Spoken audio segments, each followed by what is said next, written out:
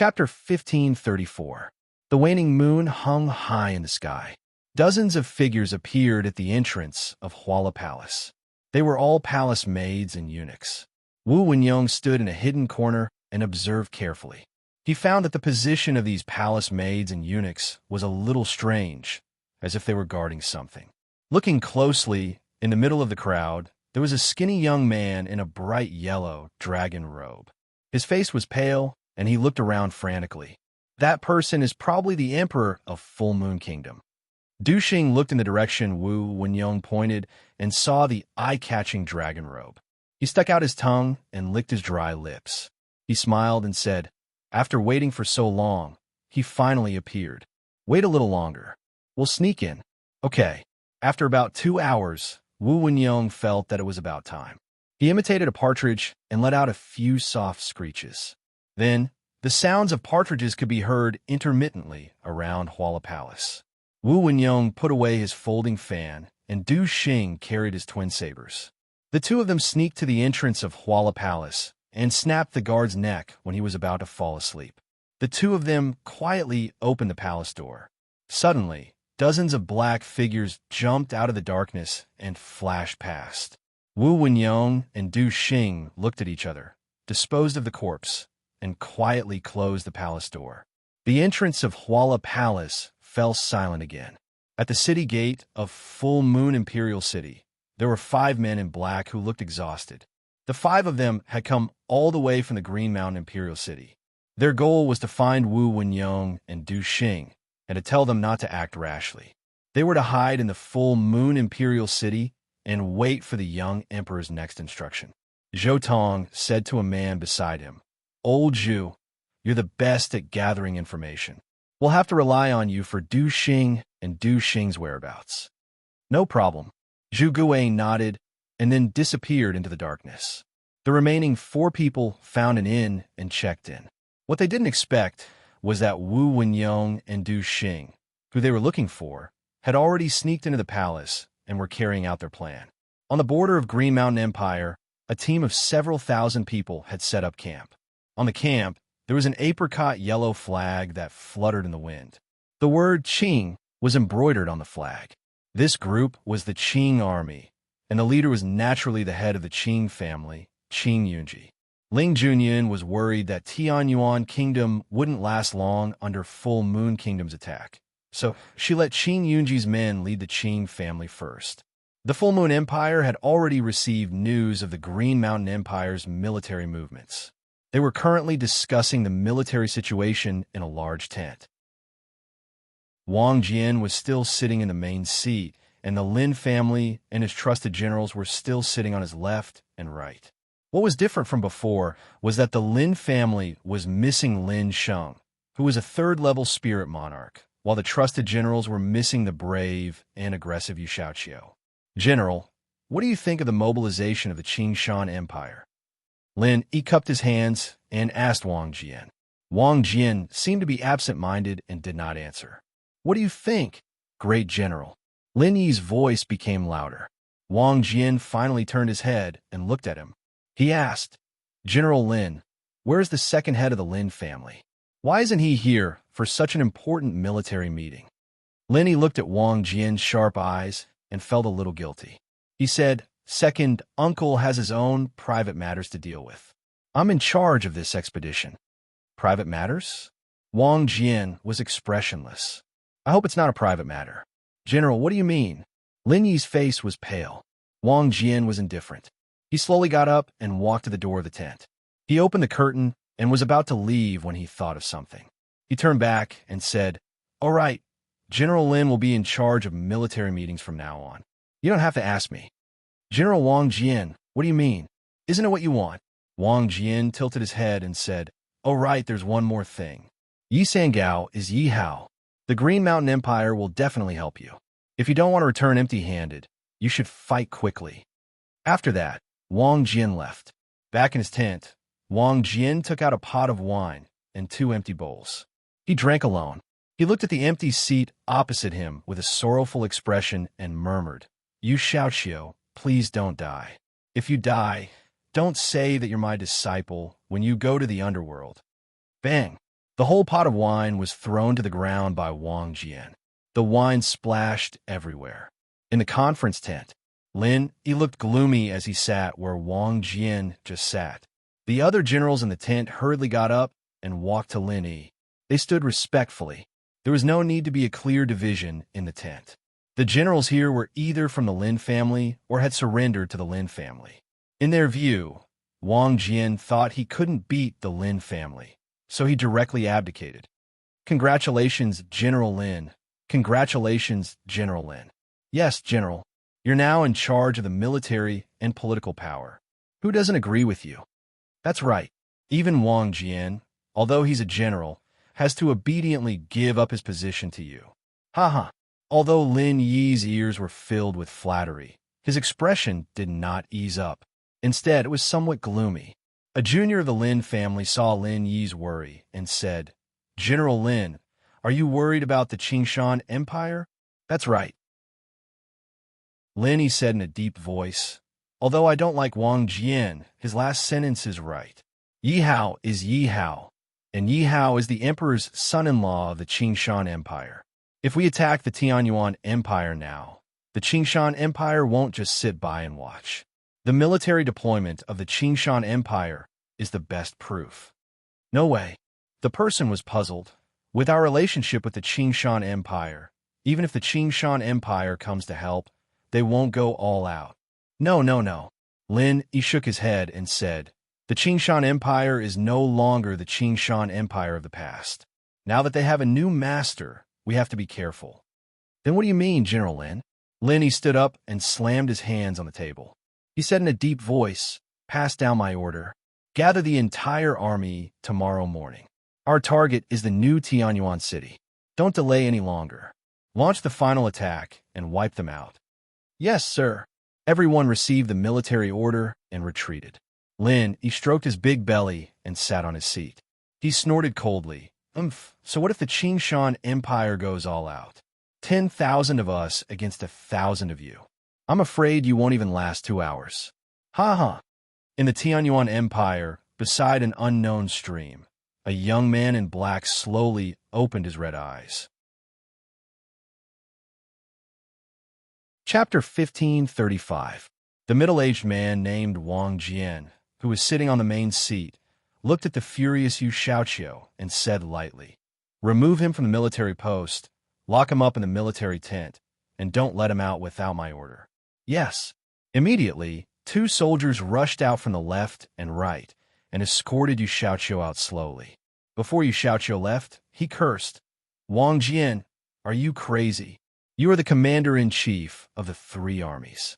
How can you be so indecisive? Wang Jian, Brother Lin, Yu Shaoqiu's temper is too impulsive. Please forgive him for his disrespectful words. I will deal with this kind of thing seriously. You can rest assured. The young man with white eyebrows smiled. With the general's words, I, Lin Sheng, am relieved. Since the policy has been decided, I will not disturb the general. Lin Sheng got up, and Lin Yi and others followed behind. The Lin family coldly glanced at the other people in the military tent and slowly left. When they left, the other generals who were swept by the Lin family stood up with a flattering face and respectfully sent the Lin family out of the military tent. Wang Jian looked at the empty tent, and there was a trace of sadness in his eyes. When the sky was about to turn dark, Wang Jian calmly returned to his tent with a jar of wine. As soon as he opened the tent curtain, a powerful arm directly swept over. Wang Jian did not look at it. His right hand gently pushed, and the figure who wanted to sneak attack him stumbled and hit the tea table in the middle of the tent. Wang Jian ordered the guard in the tent, go, watch from the outside. Yes. Then, only Wang Jian and Yu Shaoqiu, who was dismissed by Wang Jian, were left in the tent. Wang Jian came to the opposite of Yu Shaoqiu and sat down. He took out 2 empty bowls, poured himself a bowl, and drank it up. He quietly recalled the piercing taste of a liquor, and a smile appeared on his calm face. Smile? You can still smile like this. The more Yu Shaoqiu thought about it, the angrier he became. He wanted to smash the jar of wine directly on the head of the person in front of him, but thinking that this person was his master, he suppressed the anger in his heart. Smile? Why can't I smile? Wang Jian said with a self-deprecating tone. I have been in the army for 20 years, and I have always been proud of protecting the royal family. But at this moment, I feel a little ashamed. Yu Xiaoqiu also understood his master's experience, so he didn't say anything. Wang Jian threw away his pen and joined the army when he was 17 years old. From a small-foot soldier, step by step, he became a great general today. And the reason he joined the army was because he was dissatisfied with the big clans bullying the royal family. He believed that the royal family should rule over all the other clans and be high and mighty. They didn't need to look at other people's faces or bow and bend their knees. However, the previous emperor had passed away early, leaving behind only a 5-year-old child to guard the estate. The lord was weak and the ministers were strong. Naturally, the child would be controlled by the major families. Wang Jian couldn't bear to see this, so he decided to join the army, and then went to the imperial court to remove the ministers and take over the lord. Unfortunately, man proposes, God disposes.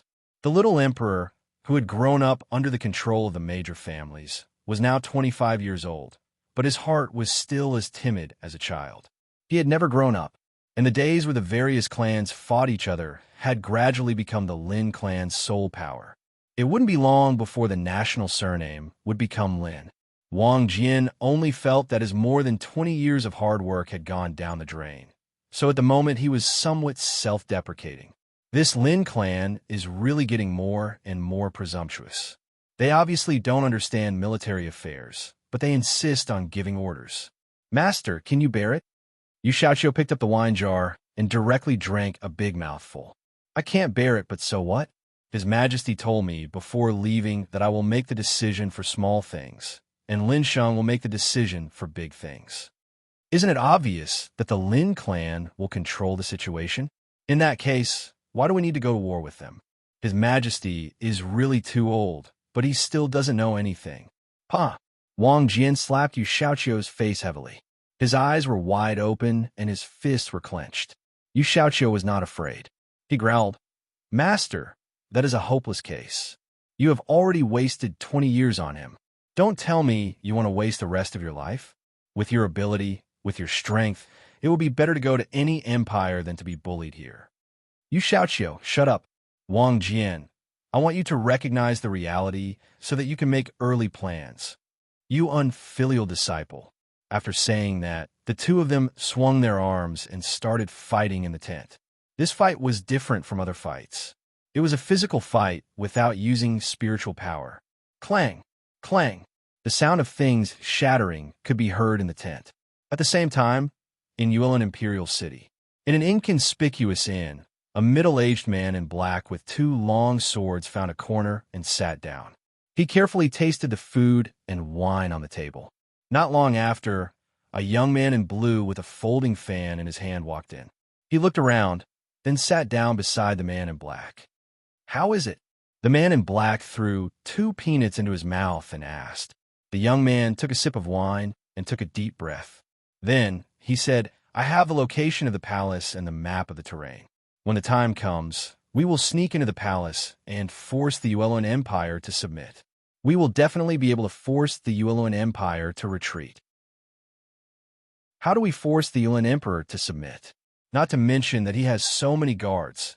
Even if we can find a chance, with the Yuelin Emperor's strength, will it work? The man in black was doubtful. The young man chuckled and said, Brother Du, you worry too much. I have already heard that the Yuelin Emperor will hold a banquet in the palace in 2 days. During the banquet, the security will be tight. But what about after the banquet, especially when it is late at night? You mean we can do it then? That's right. We have so many people. Even if the Yuelin Emperor is powerful, so what? Okay, then we will do as you say. The two of them discussed the details for a while, then left. They were Wu Wenyong and Du Xing, who had hurried from Qingshan Imperial City to Yuelin Imperial City. After they arrived, they each led 20 people to settle down in different places. Then, Wu Wenyong went out to gather information. Finally, he found a chance. 2 days later, they would sneak into the palace and force the Yuelin Emperor to retreat. On the border of Qingshan Empire, a man in black with a tired expression stood. He looked at the few remaining spirit coins in his interspatial ring and smiled bitterly. In order to save time, he kept looking for cities and then used the teleportation formations in the cities to hurry. Finally, he arrived at the border of Qingshan Empire before dawn. Chapter 1536. The middle-aged man smiled ferociously and threw the corpse in front of the Moon Wheel Emperor.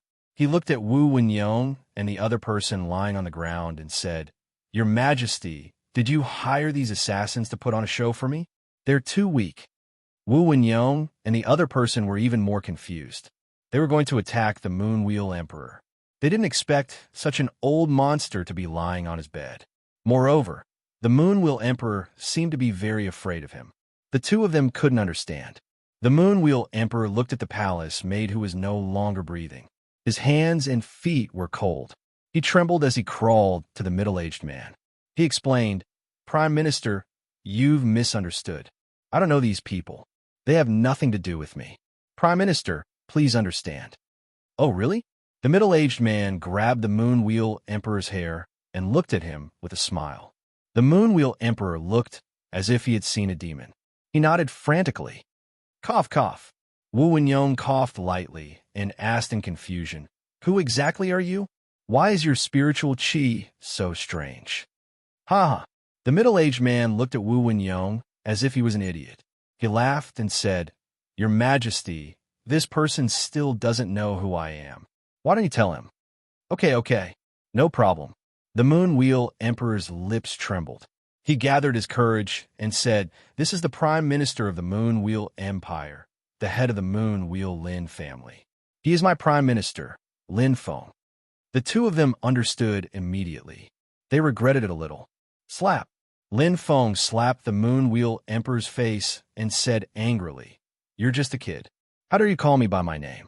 "Prime Minister, I know I'm wrong. Please forgive me." A clear palm print appeared on the Moon Wheel Emperor's sickly face. However, the Moon Wheel Emperor didn't get angry. He just kowtowed again and again. "My dear, come here." Lin Feng waved to the noble concubine. The concubine understood and hurriedly crawled to Lin Feng's leg. She started massaging his leg skillfully. "Yes, it feels good," Lin Feng replied. "You're not the young emperor's people? Then I'm curious about your identities. Everyone in Yuan Kingdom knows that the harem is my backyard, but you guys don't know that you're from Tian Yuan?" Lin Feng was shrewd and ruthless. He immediately guessed Wu Wenyong's identity. After all, only people from the Tianyuan Empire would dare to assassinate him at this juncture. Du Xing didn't say anything. Instead, it was Wu Wenyong who let out a strange bird cry. Suddenly, the sound of footsteps could be heard outside the house, and the sound became softer and softer. Lin Feng got up and angrily shouted, "Oomph! Do you really think this old man's back garden is your market, that you can come and go as you please? It's not that easy. Open." Boom. An aura that surpassed that of a spirit emperor quietly filled the room. Wu Wenyong and Xiao Yin looked at the bed again and found that the middle-aged man had already disappeared, leaving behind only a man and a woman who were crying bitterly. Soon, screams of agony could be heard from outside the house. Du Xing lay on the ground, his eyes red. His clenched right hand fiercely pounded the ground. Wu Wenyong sighed softly and said, "It's over. A fourth-order spirit emperor. This time, we're dead." Not long after, Lin Feng, whose hands were stained with blood, walked into the room with a smirk on his face. There was a trail of bloody footprints on the floor of the room. "Men, take these two away and wait for their punishment." "Yes." Out of nowhere, 4 guards in black armor walked out and dragged Wu Wenyong and his companion out.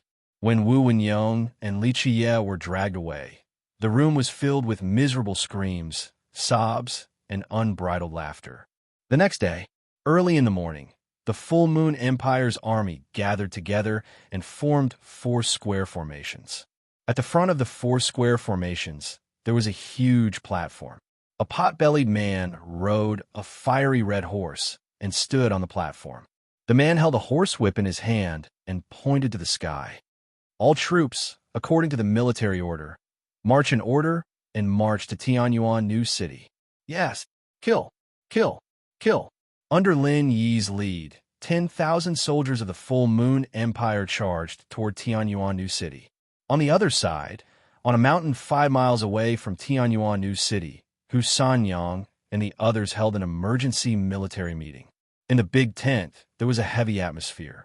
At this time, Tianyuan New City finally welcomed its master back.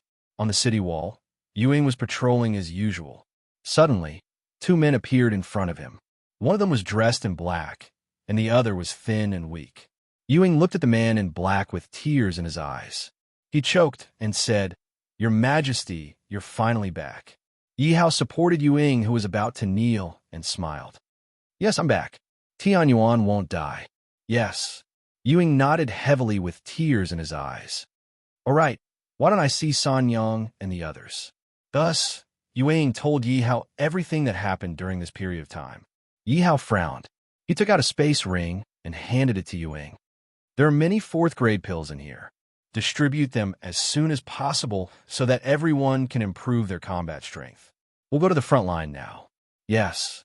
Ying took the space ring excitedly with a smile on his face. Then, the two left Tianyuan New City and rushed to the mountain 5 miles away. On the way, Yi Hao said to Yu Xiaoqiu, "Didn't you tell me that you're proficient in spiritual arrays? I don't want you to win. I just want you to hold on until Qingshan sends people over. Is there a problem?" Although there aren't many people, with the help of spiritual arrays, it shouldn't be a big problem. After all, I know the situation of the Full Moon Empire's army. Yu Xiaoqiu nodded. He didn't think there was a problem. Okay. Yi Hao took out a black imperial jade seal and handed it to Yu Xiaoqiu. "Take this and find Sanyang. Sanyang and the others will help you." "You're not going?" Yu Xiaoqiu was surprised. "If I go, what about that annoying master of yours?" Yu Xiaoqiu was silent. "Okay, just do as I say. Hold on until Qingshan sends people over." "Okay." Yu Xiaoqiu responded and rushed to the camp on the mountain. Yi Hao stretched and walked slowly on the road. At this time, the sky-devouring beast in Yi Hao's arms poked its head out and asked, "What's wrong? Are you going to die again?" "What are you talking about? I can't beat a 3rd-level Spirit Emperor, but can I beat a 2nd-level Spirit Emperor?" Yi Hao rolled his eyes. "TSK."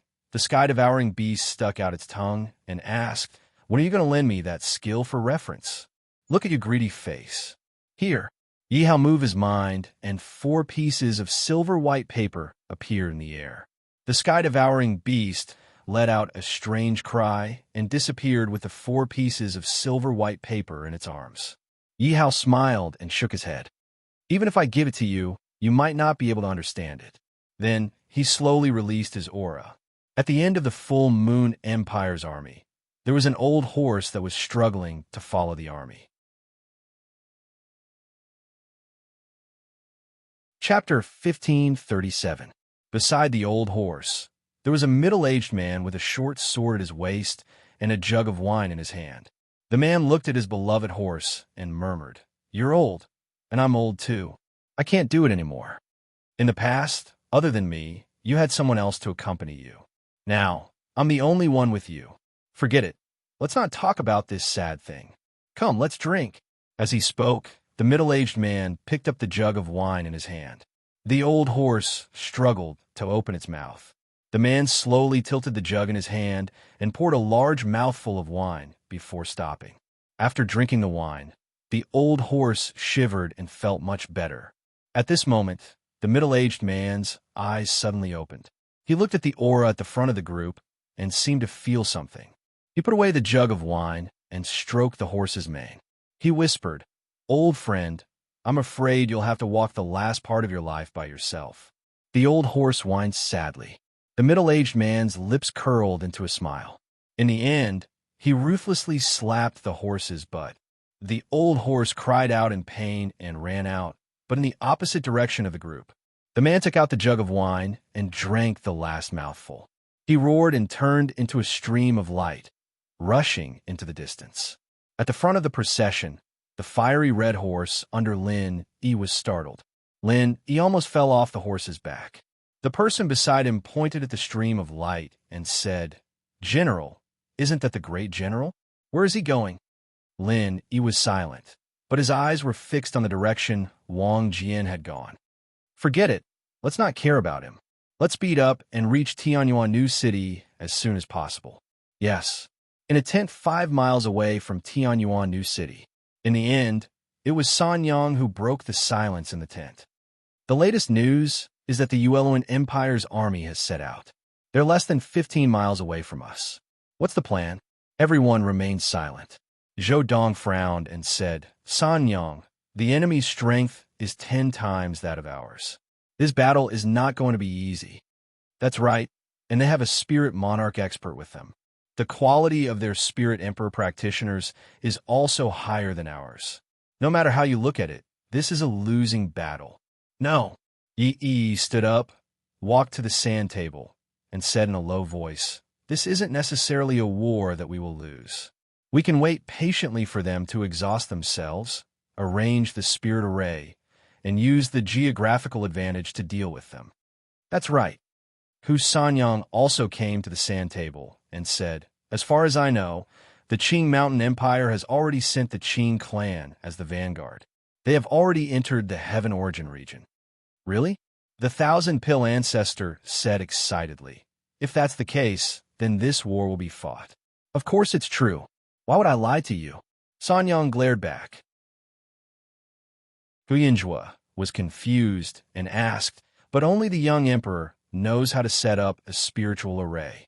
If the young emperor isn't here, no one can set up a spiritual array." "Don't worry about that. General, you can come out." Hu Sanyang shouted outside the tent. Immediately after, a thin and weak man walked in. Hu Sanyang introduced him to everyone. "This is General Yu, sent by the young emperor. He is proficient in spirit arrays and can help us set them up." Everyone was surprised and asked questions one after another. Yu Xiaoqiu smiled faintly and said, "Yes, I was sent by the young emperor. After the young emperor came out of the ancestral worship ground, he learned that the Yueluan Empire was going to attack the Heaven Origin region, so he sent me to help first. You'll be here soon." "Haha, since the young emperor sent you, then we can rest assured." Hu Yinjue stood up and hugged Yu Xiaoqiu, laughing. The Thousand Pill ancestor asked again, "Even if we can set up a spiritual array, what should we do when there are spirit emperors on the other side?" Yu Xiaoqiu came to the side of the Thousand Pill ancestor, picked up the wine on the table, and drank a mouthful. He laughed and said, "The Yueluan Empire only has one spirit emperor now. Naturally, someone will deal with him. Don't worry, everyone. Our enemies are the spirit emperors of the Yueluan Empire. Don't worry about anything else. This is the young emperor's decree." Speaking of this, Yu Xiaoqiu took out the black jade seal. Everyone was shocked and knelt down. "We obey the young emperor's decree." The Thousand Pill ancestor, Zhou Dong, and the others were very familiar with this black jade seal. If they didn't have this black jade seal, they wouldn't have been able to take down the beast-sealed empire.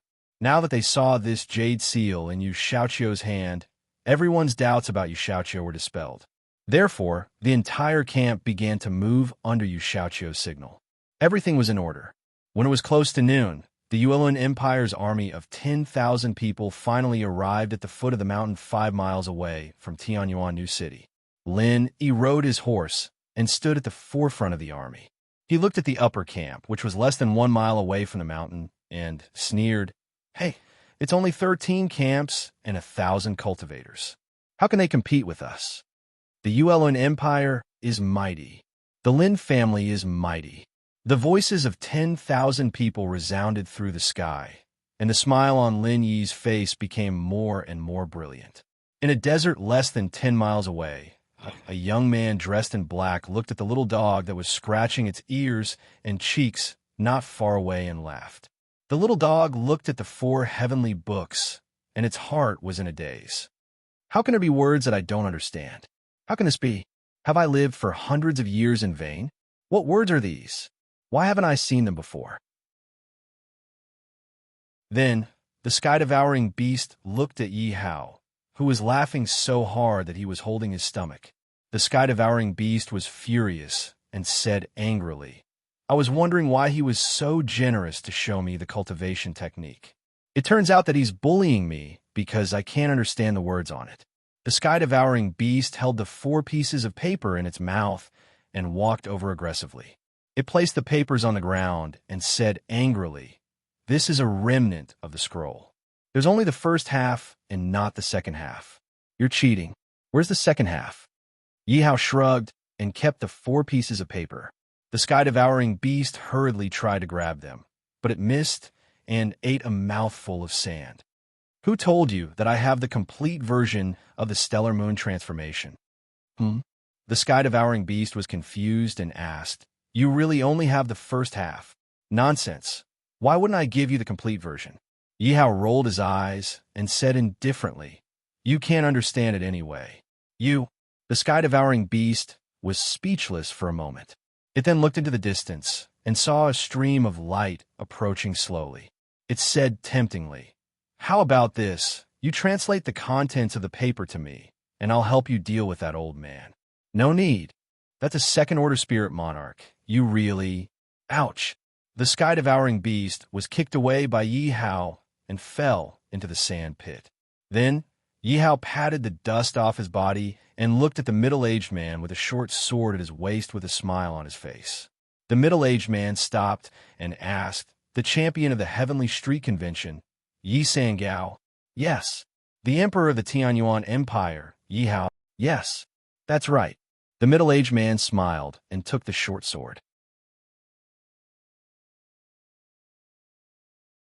Chapter 1538. At the foot of the mountain, Lin Yi covered his round belly and asked with a smile, "Are all the cultivators of the heavens' origin realm on this mountain?" "Yes, General." A man who looked like an advisor rode his horse to Lin Yi's side and said with a smile, "Our men have been keeping an eye on this area. They didn't find anything unusual." "Haha, good, got it." Lin Yi laughed heartily and ordered, "Lin Feng." "Yes." A young general jumped off his horse and knelt down in front of Lin. "I order you to lead your men and surround this mountain. Remember, don't let anyone escape." "I don't want to see anyone escape." "Yes, sir," shouted Lin Feng. He took out a square formation and surrounded Gao Shan. "Lin Hua, Lin Shui, lead your men and attack immediately. After 2 hours, I will sit on the mountain and reward you. Do you understand?" "Yes, sir." The sound of horse hooves gradually rose.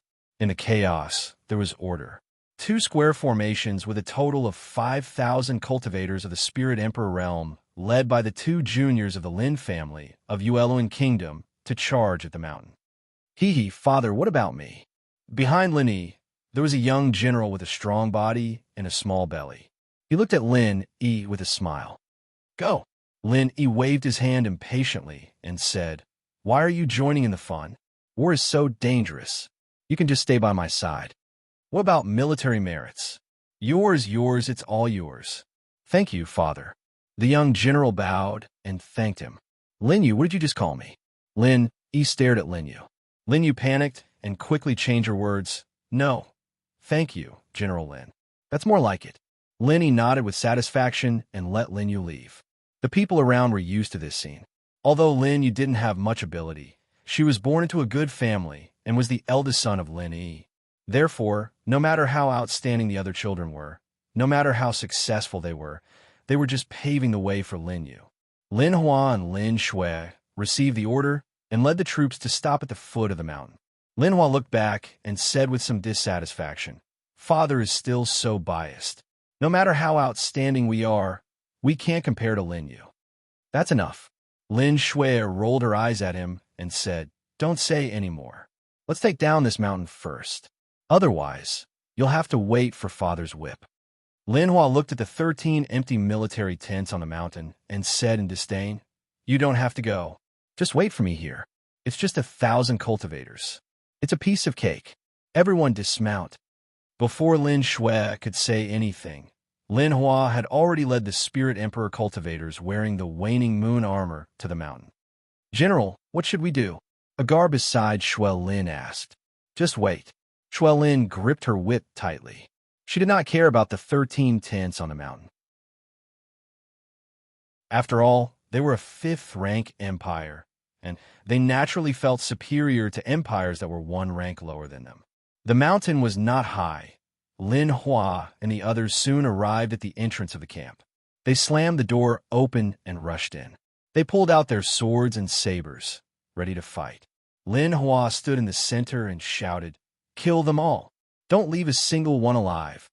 The soldiers obeyed the order and rushed to the various tents. However, the expected fierce battle did not happen because they found that the tents were all empty. There was not a single person. "General, my tent is empty." "Mine is empty too."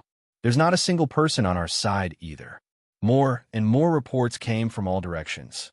Lin Hua's face was gloomy as he muttered, "Empty? That's impossible. Our people have been keeping an eye on them. If they retreated quietly, they should have noticed something." At this moment, numerous arrows suddenly appeared in the sky. The arrowheads of these arrows were all covered in flames. They covered the sky and pressed down on them. "Not good. There's an ambush." Lin Hua's face became more and more unsightly. However, he still immediately organized a defense and shouted, "Don't panic. Stand together and activate the spiritual array." Yes, just as the arrows that blotted out the sky and covered the earth were about to fall, a light blue barrier lit up from the crowd. The arrows all landed on the light blue barrier and bounced to the ground. They were unable to penetrate the barrier. Lin Hua looked at the spirit stone in his hand that was glowing with a light blue pattern. He sneered, "You want to hurt us with these ordinary arrows? What a joke." Lin Hua was not the only one. All the soldiers he brought were holding a spirit stone in their hands. Just as Lin Hua heaved a sigh of relief, another wave of arrows covered the sky and the earth. Unlike before, there was nothing on the arrowheads. They only flashed with a light blue light. Lin Hua's sneer deepened as he shouted, "Don't panic. These arrows are just—" Before Lin Hua could finish his sentence, a sharp arrow easily pierced through the light blue barrier and went straight through the throat of a soldier beside him. The powerful impact of the arrow pierced the soldier who had already lost his breath into the ground not far away. Then, cries of pain sounded all around him. "Ah, how can this be? What kind of spirit stone is this? It doesn't work at all. How can these arrows be so powerful? Even I, a spirit emperor, can't dodge them." "Ah." Lin Hua looked at the light blue spirit stone that fell from his hand. His eyes were dull as he asked in confusion, "Why doesn't this spirit array work on these ordinary arrows?" "General, be careful." A soldier pushed away Lin Hua, who was in a daze. Then, a sharp arrow pierced through his body. Blood splattered everywhere. Lin Hua touched the blood on his face and finally reacted. He pulled out the long sword at his waist and roared, "Don't panic. Charge out with me." The arrows in the sky seemed to be endless. After a round of arrows was shot, there was another round. Many soldiers were shot into hedgehogs and died tragically. So when they heard that Lin Hua was about to retreat, everyone rushed to the entrance of the camp. The troops, which were originally in good order, instantly became a mess. In the desert, Yi Hao looked curiously at the middle-aged man in front of him and asked, "You are Wang Jian, General Wang?" "Yes." Wang Jian held the short sword at his waist in his hand and looked at Yi Hao calmly. "Emperor of Sky Yuan, do you have any last words?" Yi Hao was puzzled. "Hey, how can you be so sure that I can't beat you?" "Nothing else." Wang Jian's thick palm gently stroked the scabbard of the short sword and said expressionlessly, "Strength." Boom! The aura of a second-level spirit emperor soared into the sky. A surge of battle intent burned in Wang Jian's heart.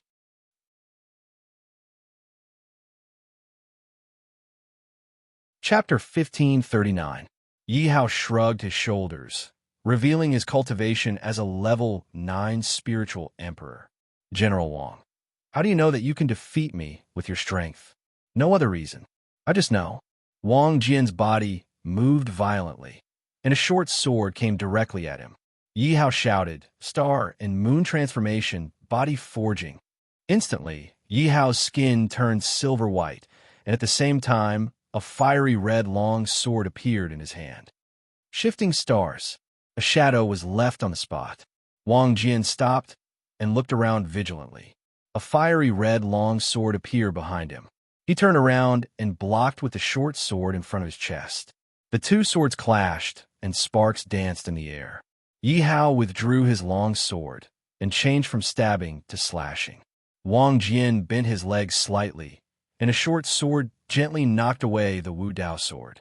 Then he stepped forward and put two fingers on his right hand together and hit Yi Hao's chest heavily. Bang! Wang Jian's expression changed slightly. He felt as if his fingers had hit a hard iron door. Not only could he not penetrate it, but he also felt some pain. Yi Hao smiled indifferently. In the next second, his figure appeared on the left side of Wang Jian, and the two engaged in a fierce battle again. Sky-devouring beast, who had run all the way back from afar, looked at Yi Hao's illusory movement technique and smiled. This stellar transposition is indeed powerful. It's no wonder that although Xing Yue's cultivation is no match for the top few people in the world, her battle prowess is not at all inferior. Star and moon transformation plus shifting stars. TSK. Powerful. The sky-devouring beast lay on the desert, watching the battle with interest. At the gate of Tianyuan New City, the caravan led by an old man finally arrived at their destination, New Tianyuan City, after a long and arduous journey. The old man heard faint cries from afar, shook his head gently, and said, "Sai, why do we have to fight? How many people will die? Can't we just live peacefully?" There was a well-built guard in the caravan. He came to the old man's side and asked respectfully, "Elder Gu, the Yuan Empire is clearly prepared to attack the Tianyuan Empire. This is a private matter between the two empires. Do we have to interfere?" Old Gu looked at the tightly shut city gate and said calmly, "Not interfering? If I hadn't interfered, I would have left the Tianyuan Empire long ago. I have to do something about this." "Yes." The guard nodded respectfully and said, "We will listen to Elder Gu." Then the guard patted the city gate. After a long while, a soldier poked his head out and looked at the caravan cautiously. The guard took out a badge and handed it to the soldier. "We're not spies. We're not spies. We're from the Pill School Empire. This is our Elder Gu. We're here on the orders of the sect master to establish a branch in the new city. I hope you can inform the general to let us in."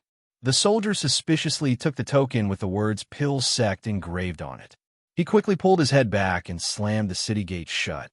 "Elder Gu." The guard was clearly dissatisfied with the soldier's rude behavior. Old Man Gu waved his hand nonchalantly and smiled. "This is a special period. I understand." Not long after, a general-like person opened the city gates and led Elder Gu and the others in. On the street, the general introduced himself to Old Man Gu. "So you're a guest from the Pill School Empire. Please forgive me. I am Yuing." "Elder Gu, this way please." Yuing led Elder Gu into the depths of the palace. Elder Gu said, "General Yuing, you are too polite. May I ask where your emperor is?" Yuing looked troubled. He asked, "Elder Gu, are you here to discuss the establishment of a branch?" "Yes and no." What do you mean?" Elder Gu looked at him and smiled. "General Yuing, do you think Tianyuan can still establish a branch in its current situation?" Yuing was silent. Indeed, Yueluan was attacking Yueying right now. The result of the war was not out yet, so they could not establish a branch. "Elder Gu, what do you mean?" Yuing suddenly understood Elder Gu's meaning, so he probed. "I want to see your emperor first. Then I will see if Tianyuan is worth the Pill School Empire stopping Yuelin's invasion." Yuing was overjoyed. He bowed and said, "Thank you, Elder Gu.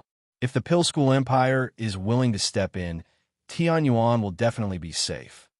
Don't be in a hurry to thank me. I want to see your emperor first before making a decision." What's wrong?" Elder Gu frowned. "Our young emperor is not in the city at the moment. He is fighting the enemy outside the city." Elder Gu was silent. He then said, "General Yuing, please inform your emperor as soon as possible. Tell him that Pill School Master Gu Sheng has something important to discuss with him." Of course. Yuing left the palace after settling Elder Gu and the others down. He went to the top of the city wall and looked at the waves in the distance. He was silent. There were two forces of spiritual energy that surpassed the spiritual emperor level fighting there. A general came to Yu Ying and said softly, "General, the cultivators in the city have taken the elixir given by the young emperor. There are already 500 cultivators in the spiritual emperor level. They are all 8th level spiritual emperors." Yu Ying nodded and said, "Very good. Let them go outside the city. I have already informed Sanyang on that mountain. Sanyang will send people to meet them there." Yes. Thus, the city gate opened. A group of 500 people quietly left the city and went straight to the mountain. On the mountain, in a dense forest next to the camp, there was a huge spiritual array. In the center of the array stood a thin man. He held 2 spiritual stones in his hands. The spiritual stones were engraved with complicated runes. Around him stood 200 spiritual emperor-level cultivators. These cultivators all stood in the middle of the array. Each of them held a spiritual stone that shone with a light blue light. The spiritual stones in their hands were different from the ones in Lin Hua and the others' hands. Lin Hua and the others held spiritual stones to defend against arrows. The spiritual stones in his hands were to turn into arrows with the help of the spiritual energy in the array. The arrows that were shining with a light blue light were arranged and directed by Yu Xiaoqiu. They were created with the help of the 200 cultivators beside him. As for why they could penetrate the light blue barrier so easily, it was because the defensive spiritual array was created by Yu Xiaoqiu himself. Thus, he knew very well where the weakness was. When Lin Hua and the others were about to escape, Yu Xiaoqiu put away the spiritual stones in his hands and said loudly, "They are preparing to retreat. You guys take a rest and go find Sanyang." Yes, everyone put away the spiritual stones and silently went back to the camp from the other side. Yu Xiaoqiu walked out of the dense forest and came to a mountain road not far from the camp. Before he could get far, he stopped and stood there quietly. Not long after, a battered and exhausted group appeared in front of him. When he saw the leader clearly, the smile on his face grew wider.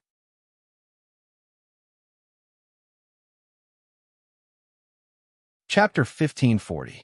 Lin Hua was the leader of this battered and exhausted army.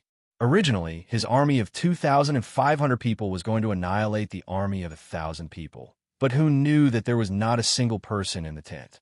Not only that, but many of their soldiers were also killed by Tian Yuan's arrows.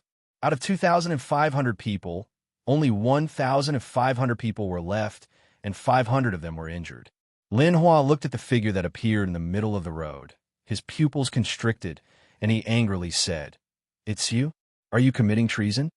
Yu Xiaoqiu laughed and said, "Lin family's Lin Hua, Lin Yi's second son.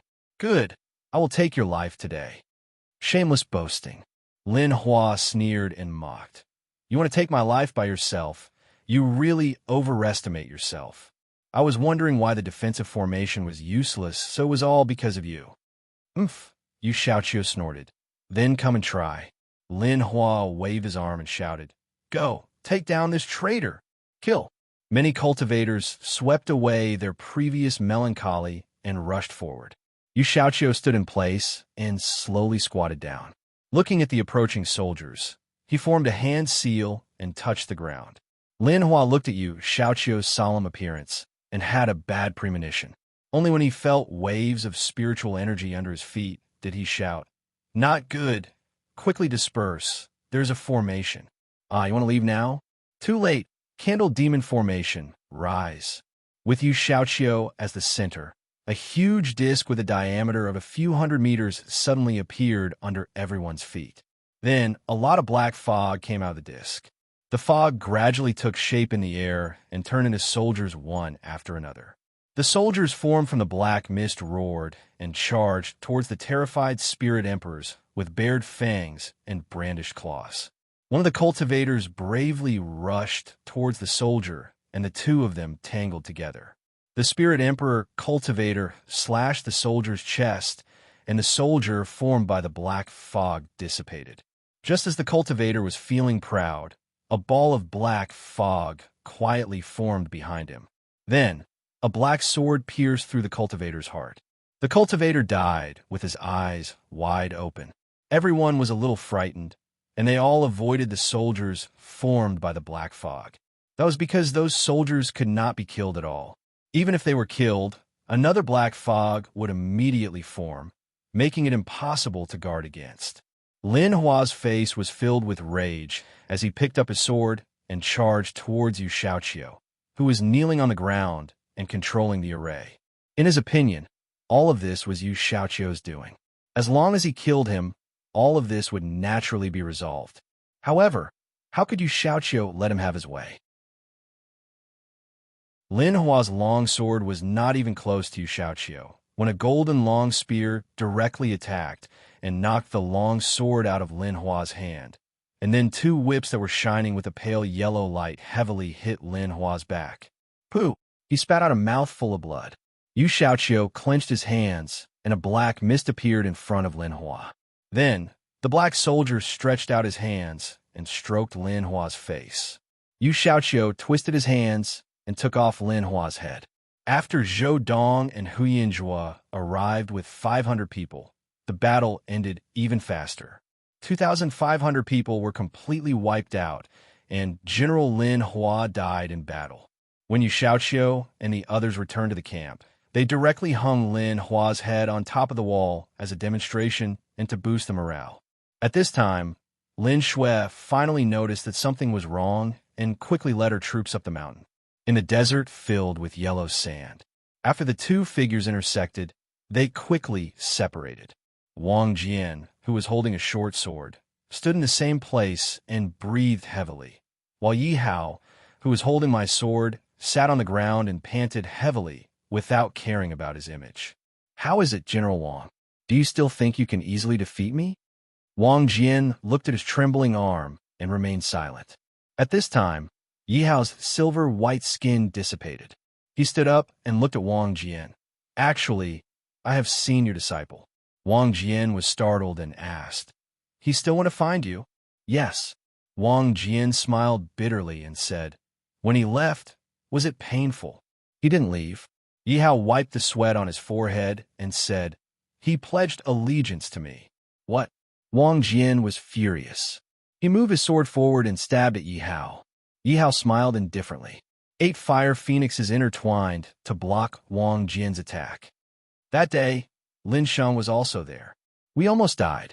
Wang Jian smiled bitterly and said, "Sure enough, Lin Sheng also went. It seems that Lin Sheng should be dead." "Yes." Yi Hao stirred up his spiritual energy and said seriously, "I killed Lin Sheng. Do you know why Yu Shaoqiu pledged allegiance to me? I don't need to know the reason. I will pretend that I don't have a disciple in this life. Because of you." "Ah!" Wang Jian sneered and said angrily, "If he really wanted my good, he shouldn't have gone to find you. He should have left this place. Do you think he can leave?" Yi Hao was also angry and roared. "Lin Sheng has been following him since he left the camp. If he didn't come to find me, then you would have really lost this disciple. This is not a reason for him to betray the country. He wanted to save you. He didn't want you to be in the hands of the Lin family. His condition for pledging allegiance to me was to let me save you." Speaking of this, Yi Hao recalled Yu Shaoqiu's condition for pledging allegiance to him last night. He didn't want any glory or wealth. He didn't want to live an ignoble life. He didn't want to be condemned by everyone. But he was more afraid of losing his only family. So that night, he begged Yi Hao to show mercy to his master when the two armies were fighting and bring his master to Tianyuan. Yi Hao agreed. So he let Yu Shaoqiu command the battle with Lin Yi, and he was responsible for stopping the only spirit emperor in Yuelun. He also fulfilled his promise to Yu Shaoqiu. Wang Jian took a deep breath and said calmly, "This is the path he chose. I won't say much, but my path should be chosen by myself. He doesn't have the right to make the decision for me." Then, Wang Jian closed his eyes, and a sharp sword aura shot into the sky. Yi Hao also knew that it was useless to say anything more, so he simply shut his mouth and secretly accumulated power. Gradually, 9 fire phoenix phantoms appeared behind him. Those phantoms slowly opened their crimson red eyes. The short sword in Wang Jian's hand shattered bit by bit. The sword aura became stronger and stronger, and the phoenix shadows behind Yi Hao became more and more real. Not far away, Tunshin, who was lying on the ground, said happily, "After fighting for so long, these two guys are finally going to use their special skills. This is a one-hit battle. I like this." Just as Tunshin said, both of them were accumulating power for their last move. However, this move could not only determine victory or defeat, but could also directly determine life and death. The difference between the two would depend on the control of the two.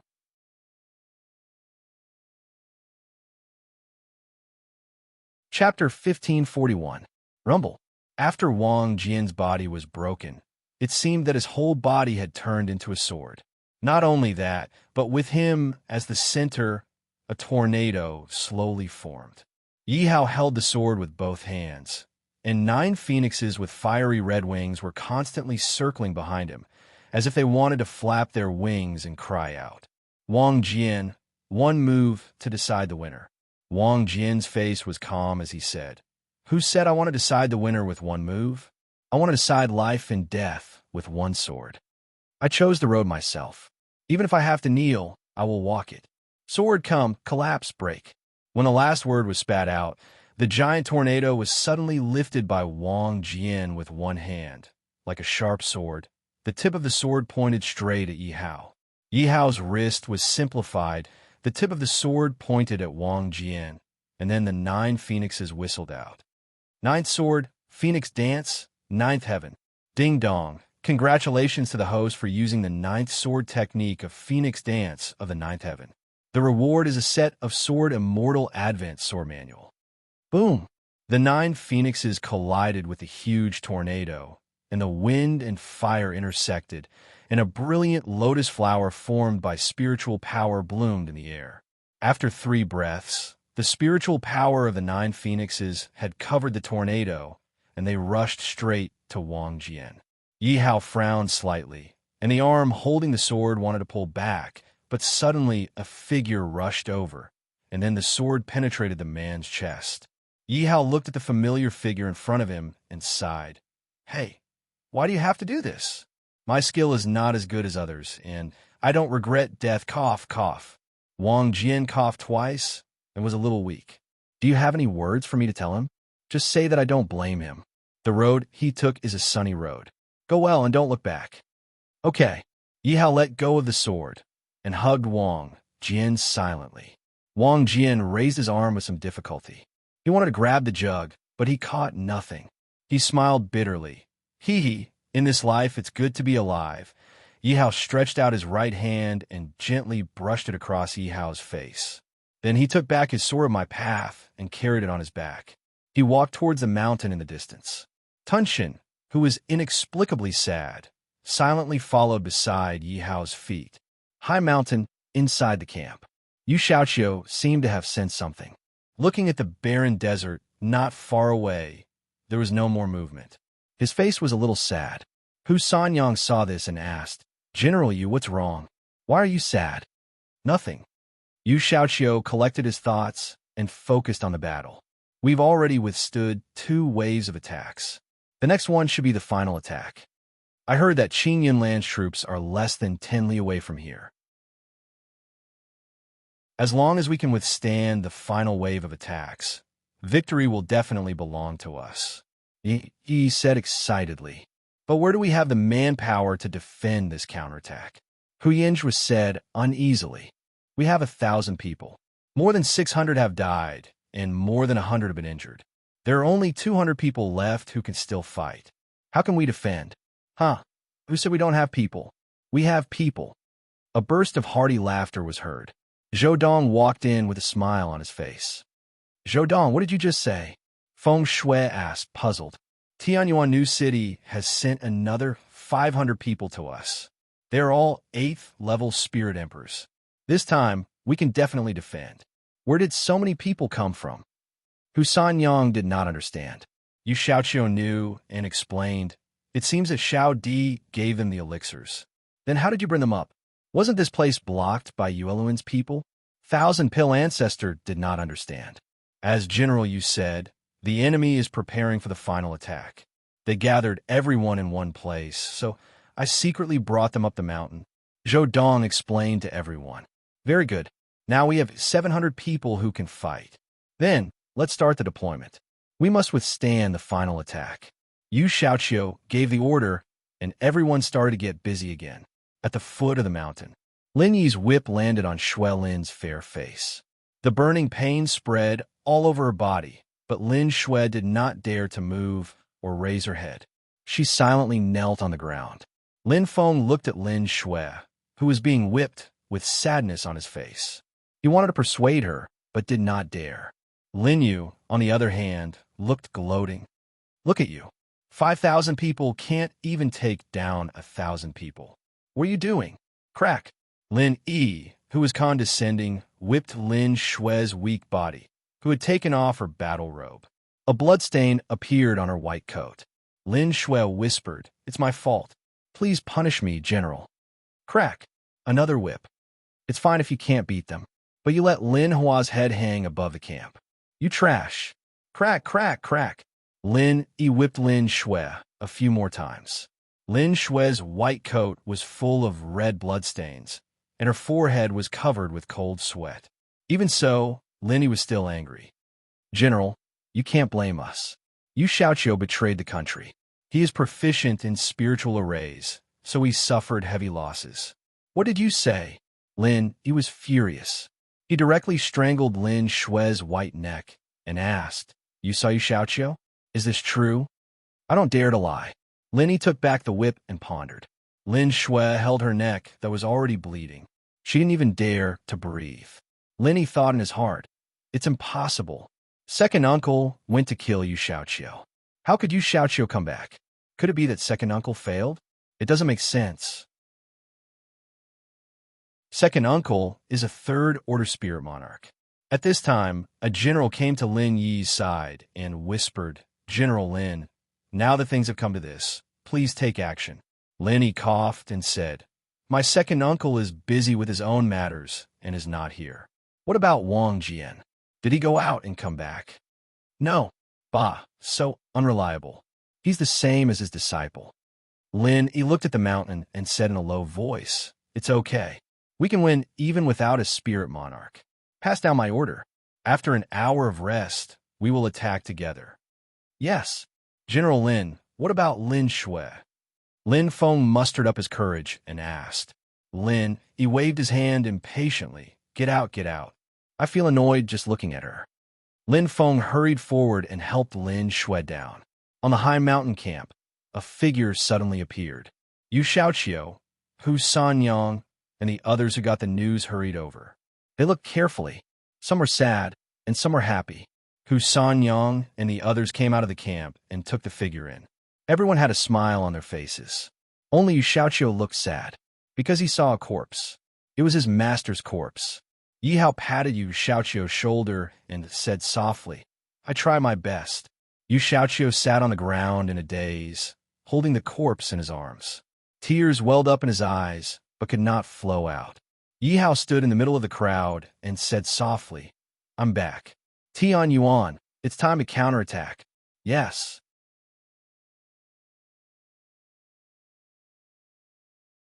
Chapter 1542. 10 miles away from New Tianyuan City, there is a group of soldiers riding black horses, wearing green armor, and holding green spears in their hands. They had already traveled for a day and a night. Fortunately, the steed they were riding wasn't an ordinary steed, but a second-rank magical beast. That was why they were able to get closer and closer to their destination. Otherwise, they would have already collapsed halfway.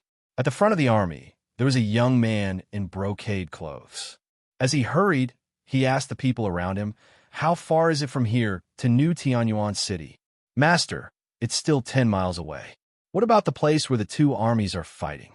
The young man knew that the troops of New Tianyuan City were stationed outside the city to fight with Yuelin's army.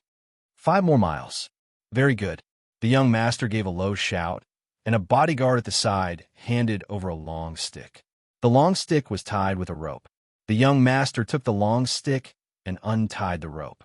The horse under him galloped out, and a large blue flag with the word Qing embroidered on it danced in the wind. Erlang, there's still 5 more miles. Everyone, follow me. Kill. Then, under the young master's lead, the 4,000 people rushed to the mountain outside Tianyuan New City in a grandiose manner. In the camp on the mountain, Yihao didn't have time to chat with the others. He sat on the main seat in the main hall and listened to Hu Sanyang's report. At this time, Yihao looked at the empty seat on his right. That seat was supposed to be occupied by the strategist. At the same time, he was the one who knew the layout of the camp the best. Unfortunately, he wasn't here. Yihao sighed and thought, "It seems that I won't be able to get rid of the shadow of my master's death in a short time." At this time, the curtain of the tent was lifted and a thin general with a calm expression walked in. The general walked to Sanyang's side and said softly, "Sanyang, let me explain." Sanyang looked at him hesitantly and asked carefully, "General Yu, are you really okay? How about I do it for you?" "It's fine." Yu Xiaoqiu waved his hand lightly. Sanyang didn't insist and returned to her seat. Yu Xiaoqiu took over Sanyang's task and walked to the sand table in the center of the tent. He pointed at the sand table and began to explain the situation to everyone. Although many people in the tent had listened to Yu Xiaoqiu and made many strategic deployments, they did not know the whole detailed plan. After listening to Yu Xiaoqiu's explanation, they felt relieved. Yihao frowned as he looked at the enemy's forces on the chessboard. He suddenly asked, "Yu Xiaoqiu, the enemy still has 2 phalanxes that they haven't used.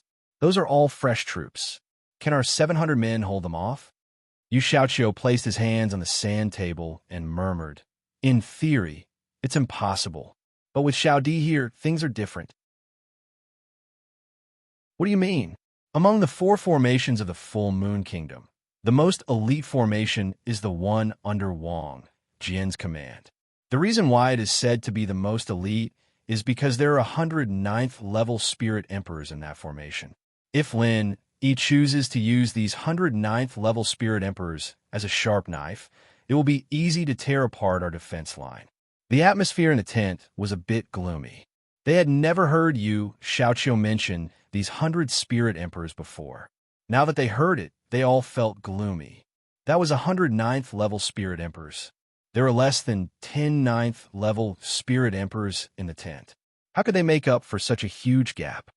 "What do you have in mind? Just say it." Yu Xiaoqiu stared at the situation on the sand table and said, "I suggest that we form a sharp knife as well. Not to destroy the enemy, but to stall them. The sharpest part of the sharp knife is Xiao Di." "What? How can that be?" "That's right. It's too dangerous to let Xiao Di go to the front." "Yes. If anything happens to Xiao Di, then Tianyuan." There was a commotion in the tent, but the generals who held real power did not say anything. Yihao stood up and took a deep breath. He slowly exhaled and said, "I understand." "Okay." Yu Xiaoqiu closed his mouth and went back to his seat. Yihao came to the center of the tent and said in a low voice, "Hu Sanyang." Hearing this, Hu Sanyang stood up and silently came behind Yihao. "Yi in Xin Xin." The 2 women stood up at the same time and came behind Yihao side by side. "Zhou Dong, Feng Shui, Mo Yin, Wang Lang, Thousand Pill Ancestor, Hu Yinzhua, Hong Yin." "Yes, sir." 7 generals with real power stood up at the same time and said respectfully, "The 10 of you come with me to meet the sharp knife of the Yuelun Empire." "Yes." Yihao did not care about the stunned people in the tent. He gathered the top forces of the Tianyuan Empire and walked out of the tent. Before Yihao left, he looked at the calm Yu Xiaoqiu and said, "Yu Xiaoqiu, I leave this place to you. If Gaoshan falls, I will take your life personally." Yu Xiaoqiu stood up and respectfully knelt on the ground. He said in a low voice, "I will not disappoint you." On the walled city, Yihao looked at the crowd below the mountain and said, "You have all done well. Thank you for your hard work." The 10 people beside him said in unison, "Not at all. This is what we should do. The battle is imminent. There is no time for pleasantries. Let me do something more practical." Yihao took out 2 pills shining with golden light and handed them to Yi and Hu Sanyang. He said, "These are 4th grade pills. Although they cannot help you break through to the spirit monarch realm, they are enough for you to enter the half-step spirit monarch realm." "Thank you, young emperor." The two women took the pills and left. Xin, this is for you. Xin received a golden-colored pill and a gorgeous red-colored dress. She happily said, "Thank you, big brother Yi Hao. I won't let you down." At the same time, 7 pills shot out. "These are for you. Take them and reach the 9th-level Spirit Emperor realm as soon as possible. Only then can you survive the upcoming battle." Yes. Everyone took the pills and left. Yi Hao looked at the Lin flag that was fluttering in the wind at the foot of the mountain. There was an unconcealable murderous intent in his eyes. He said softly, "Yuelun Lin family, just you wait. It won't be long before the Yuelun Empire completely disappears from the ancient demons." Sigh. The little dog in Yi Hao's arms poked its head out and said helplessly, "Yuelun Kingdom no longer has a spirit monarch realm master. With your strength, it would be easy for you to kill the leader of the Lin family and subdue the people at the foot of the mountain. Why bother?" Yi Hao held the railing and said, "I can't guard Tianyuan New City all the time. What's wrong with them having more training? After all, the strength of the kingdom does not depend on one person. It depends on the efforts of many people. Moreover, I am very weak now."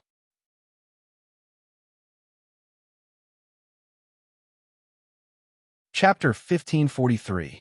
At the foot of the mountain, Lin Feng and the injured Shui Lin stood at the front of the team. Behind them, there were hundreds of soldiers in black iron armor. Their spiritual power shot up into the sky. Behind these soldiers stood Lin Yi, Lin Yu, and more than 5,000 monks from the Yuelun Empire. Whether or not they could take down the Yuelun Empire depended on this general attack. Lin Feng looked at Lin Shui's pale face and said worriedly, "Do you want to go down and rest?" "I'm enough." "No, thanks." Lin Shui shook her head sadly and smiled bitterly. "I'll only die faster if I go down. If I don't want to die, I'd better win this war." Suddenly, an impatient voice drifted over. "Lin Feng, Lin Shui, why are you two dawdling? Don't forget that there's only an hour left. If I can't reward the army on that mountain in an hour, you know what will happen." Lin Shui's body suddenly trembled. Then, she silently drew out the snow-white sword at her waist. Lin Feng looked back at Lin Yu, who was gloating, and sighed softly. He drew out his sword and roared, "Yuelun men of sacrifice, follow me and flatten the mountain." As soon as he finished speaking, the hundreds of men of sacrifice drew their black swords at the same time. Then, they turned into hundreds of shadows and attacked the mountain under Lin Feng and Lin Shui's lead. Lin Yu looked at the hundreds of men of sacrifice and smiled. "Father, we've already sent out the men of sacrifice. I don't think there's a need for us to go up. After all, they only have 1,000 men. Even if they were lucky enough to defeat the first 2 attacks, there's probably less than 100 of them left who can fight now." Lin Yi snorted and said angrily, "Look at how lazy you are. It's just climbing a mountain. Hurry up and follow me." "Father." Lin Yi wanted to say something, but was glared at by Lin Yi. She quickly shrank back and followed silently. It wasn't that Lin Yi wanted to climb the mountain, but he didn't dare to be so careless this time. There were a few things that happened that forced him to give it his all. The first thing was that his second uncle was missing. Logically speaking, his second uncle should have rushed back after completing his mission.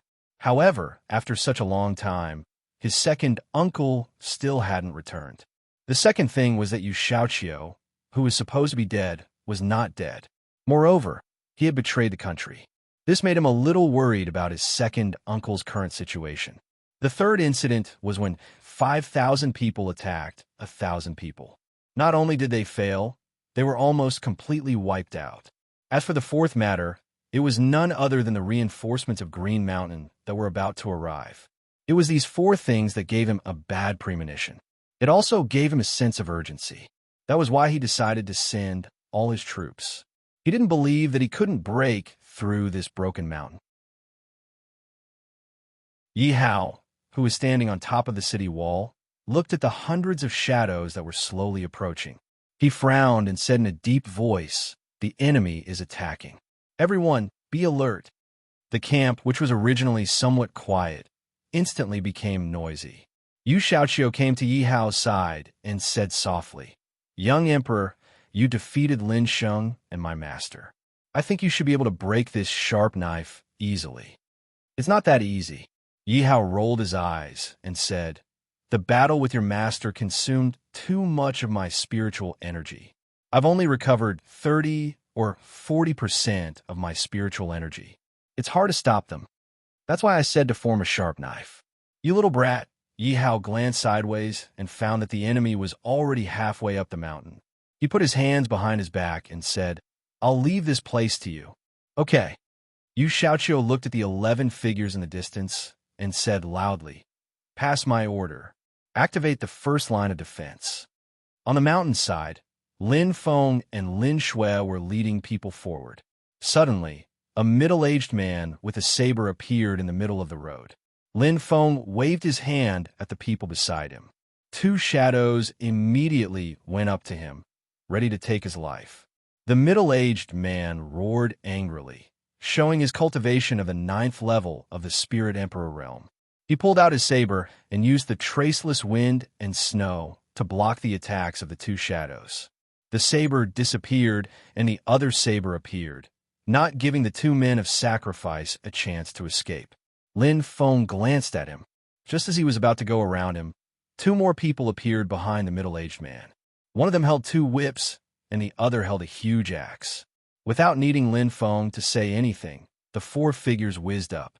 Whoosh, whoosh, whoosh, whoosh. 4 golden arrows with red arrowheads flew toward the men of sacrifice.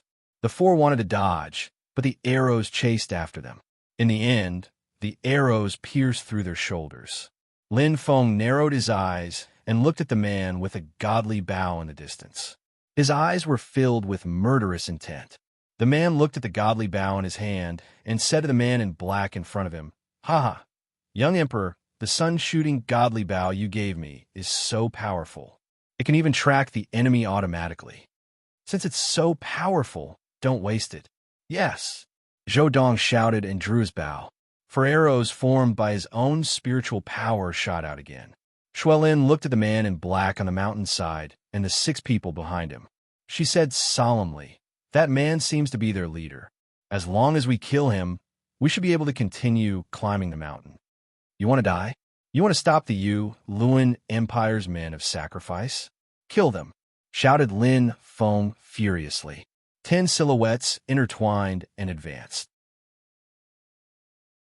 Zhou Dong and the others tried their best to stop them, but one of them still reached Yi Hao. Unfortunately, before he could attack, Yi Hao punched him and pushed him back dozens of meters. It seems that this man is not simple, Lin Shuem murmured to herself. Yi Hao raised his head and said proudly, the others can go up, but not you men of sacrifice. If you want to go up, you have to kill us first. Lin Feng's expression changed. Lin Shui thought to herself and said to Lin Feng, I suggest that General Lin and the others go around here and go up the mountain directly. It will save time. Leave this to us. That's the only way. Lin Feng waved his hand and ordered one of the men of sacrifice to leave and report the situation. At the foot of the mountain, Lin Yu, who had just started climbing, looked at the blurry figures of the men of sacrifice. She could not help but curse. Lin Feng and Lin Shui are so useless. They can't even handle a dozen people. What trash. That's enough. Lin, he shouted angrily. He thought for a while and said, in order not to waste time, let's take a detour and leave the mountainside to them. Father, aren't you going to punish them? Lin, you did not understand. If I want to punish them, it should be after the war. If I punish them now, will you go up the mountainside? Lin Yu touched her belly and lowered her head. She muttered, I'm not going. He looked at Lin Yu with disappointment. Then, he led the army to bypass Yi Hao and the others who were on the mountainside and rushed to the top of the mountain in an aggressive manner.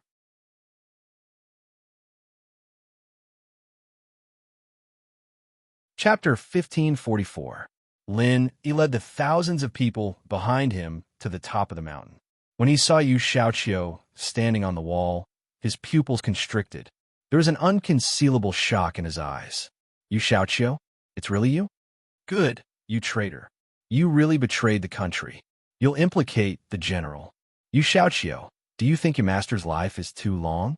When the generals behind Lin Yi saw the figure on top of the walled city, they were all shocked and started cursing out loud. Yu Xiaoqiu smiled indifferently. He didn't get angry or curse. He didn't know why. But ever since he saw his master's body, he found that there were very few things in the world that could anger him. Maybe it was because the person he cared about the most was no longer around. Yu Xiaoqiu looked at Lin Yi and said, "Lin Yi, are you waiting for your second uncle?" Lin Yi's heart tightened. He had a bad feeling. No need to wait. He's dead. What? Everyone was shocked. Lin Sheng, a third-order spirit monarch, was dead? That's impossible. After hearing the news, everyone panicked. It could be said that their biggest reliance was the two spirit monarchs. Now that one was dead and the other was missing, how could they not be worried? Lin Yi's brain spun quickly as he said in a deep voice, "Everyone, don't panic. Yu Xiaoqiu deliberately told us this to make us panic. My second uncle is not dead. He went to Tianyuan City and will come back with the head of the Tianyuan Emperor soon." "Ha ha," Yu Xiaoqiu laughed. "Ridiculous. This is ridiculous." "You're ridiculous." Lin Yi pointed at Yu Xiaoqiu and shouted, "My second uncle is a third-order spirit monarch. Who in the Tianyuan kingdom can kill him?" The champion of the Heavenly Street Convention, Yi Hao, is also the emperor of the Tianyuan kingdom. Bah! Lin Yi angrily flicked the whip in his hand and laughed. "Yu Xiaoqiu, don't try to shake the morale of our army. Yi Hao is only an 8th-order spirit monarch. Even if he comes out of the ancestral worship ground, he's at most a 9th-order spirit monarch. He's no match for my second uncle. Come, charge forward and take the head of this traitor. Yes, charge." Yu Xiaoqiu looked at the fearless Yueluan soldiers and sneered before leaving the camp. The Full Moon Kingdom soldiers pulled out their weapons. Just as they were about to charge into the camp, a white light flashed under their feet, and a spirit array appeared. Not good. It's a spiritual array. Yu Xiaoqiu is really despicable. He actually set up an ambush. Don't panic. Everyone, follow me to break this spiritual array. Although the attack power of the spirit array at the entrance was not strong, it was extremely difficult to break. By the time Lin Yi and his men had broken through the spirit array, more than half an hour had passed. At this moment, the battle on the mountainside had yet to come to an end. Lin Feng listened to the men of Sacrifice's report and could not help but feel anxious. This was the second time Lin Yi had urged him to go up the mountain to help. If there was a third time, they would not be able to escape punishment, even if they won. Lin Feng looked at his shoulder, which was slowly bleeding. He then looked at the 11 people not far away and was burning with anger. It was not that he didn't want to go up the mountain to help, but he was really held back by these people, so he couldn't go up the mountain. More than half an hour had passed. On their side, 20 people had died and 10 were injured. In exchange, they had only managed to inflict 2 serious injuries and 5 minor injuries on the other side. Wasting time here for so long was an extremely serious blow to their morale. Yi Hao looked at Wang Lang and Mo Yin, who had just been seriously injured in the fierce battle, and said softly, "You two go down the mountain now and go back to Tianyuan New City to wait for our news. Xiaodi, we can still fight. Don't force yourself." Yi Hao handed them 2 healing elixirs and said, "If you stay here, we have to take care of you. It's easy to be distracted and get hurt, so you'd better go down the mountain first." They looked at each other, took the elixirs, and went down the mountain from another road. Lin Shui wanted to take people to chase after them, but she was stopped by Yin Xinxin and Feng Shui. The 2 groups were in a stalemate again. But when Hu Sanyang saw Yi Hao's trembling right hand behind his back, she knew that they were almost exhausted and couldn't hold on for much longer. The situation on the mountain was not much better, so they could only hope for the reinforcements of Green Mountain. On the top of the mountain, Lin Yi had already led people into the camp and broke through 3 military tents. He touched his big belly and looked at the remaining 10 military tents with a gloomy face. Lin Yu came to him and whispered, "Father, what should we do next?" Search them one by one. We must find Yu Xiaoqiu.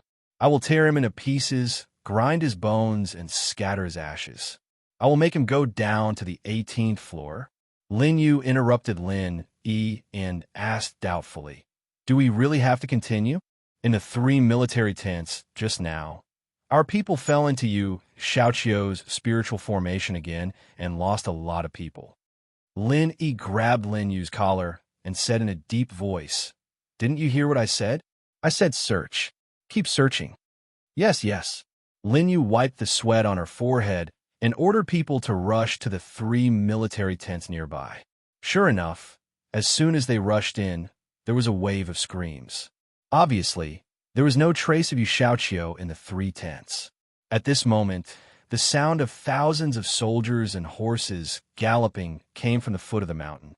Lin Yi was displeased and growled, "What are you waiting for? The reinforcements of Green Mountain are coming. Go." The soldiers of Yuan Kingdom, who had low morale, were even more frightened after hearing the reinforcements of Green Mountain were coming. They only went forward because of Lin Yi's threat. Halfway up the mountain, Lin Feng heard the sound of hooves and said coldly, "It seems that the reinforcements of Green Mountain are coming. There is no time. We must finish the battle as soon as possible. Everyone listen to my command and attack that young man in black." Whoosh, whoosh. 3 sharp swords came through the air. 3 shadows came in front of Lin Feng and blocked the fatal attack for him. The moment the swords flew out, the exhausted Zhou Dong put away his magical bow. After fighting for so long, his physical strength and spiritual energy didn't allow him to attack from a distance. He had to take out his long spear and walk to Yi Hao's side. Yi Hao shook his slightly trembling right hand and said with a serious expression, "Although the reinforcements from Qingshan are coming, it doesn't mean that we are safe. On the contrary, it's even more dangerous. They will definitely fight back with all their might. We must be careful." The soldiers of Yuan Kingdom seemed to want to verify Yi Hao's words. Before he finished speaking, a dozen shadows rushed toward him. The people around Yi Hao could only block 1 shadow each and let the rest rush toward Yi Hao. Yi Hao growled, and the red Wu Dao sword finally appeared. With the sword in his hand, 8 fire phoenixes flew out from behind Yi Hao, and the shadows disappeared.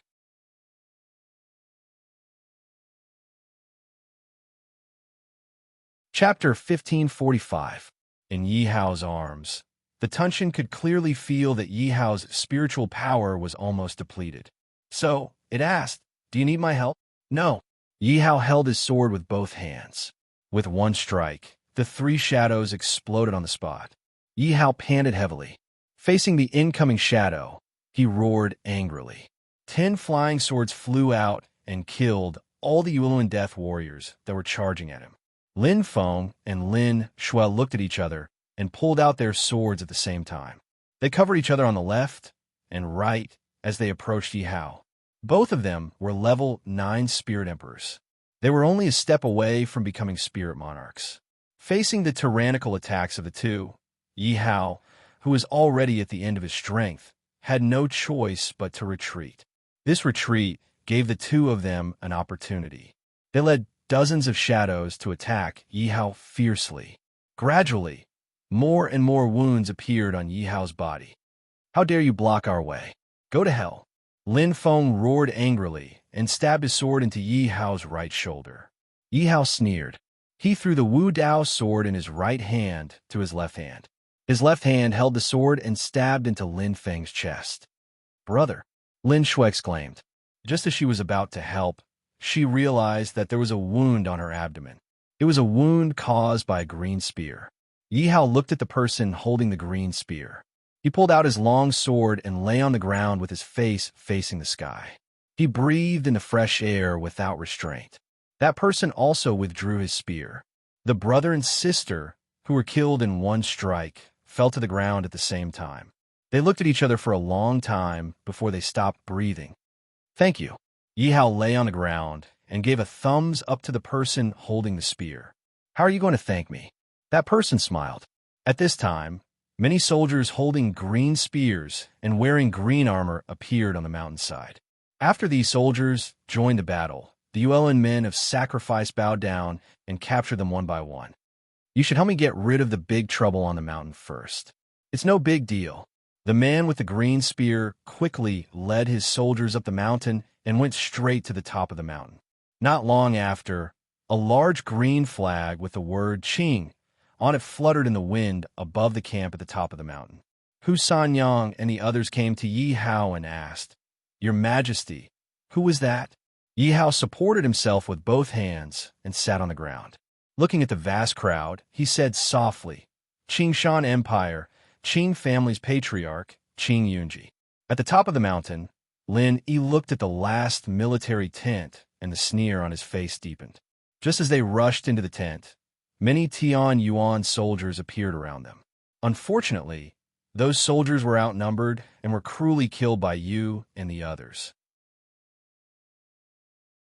After falling into 12 traps in a row, the Yuan Empire had lost many soldiers. However, there were still about 4,000 people who could fight with weapons.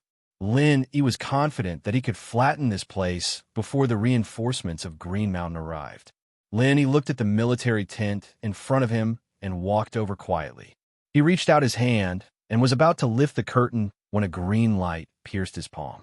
Lin Yi's pupil shrank, and he backed away frantically to avoid the sudden attack. The green light dissipated, revealing a green spear. In the crowd, Lin Yu looked at the spear and backed away quietly. Lin Yi recognized what it was at a glance and shouted to the people around him, "Qingshan Empire, what is the meaning of this? Our two empires have always minded our own business. Now that you are stopping the Yuan Empire from attacking the Tianyuan Empire, are you declaring war with us?" "So what if I declare war?" A white figure descended from the sky. After landing on the ground, he pulled out his spear and pointed it at Lin Yi's throat. Lin Yi looked coldly at the white figure in front of him and laughed. "So, it's Patriarch Qing. What is the meaning of this? Are you really willing to be under Ling Junyun's skirt?" Bang! Qing Yunji threw his spear and hit Lin Yi's chubby face. Lin Yi was sent flying. Just as he was about to hit the nearby fence, a black figure descended from the sky and stepped on Lin Yi's chubby face. "How dare the Qingshan Empire be so rude?" "That's right. Do you want to declare war with us? We are all fifth-rank empires.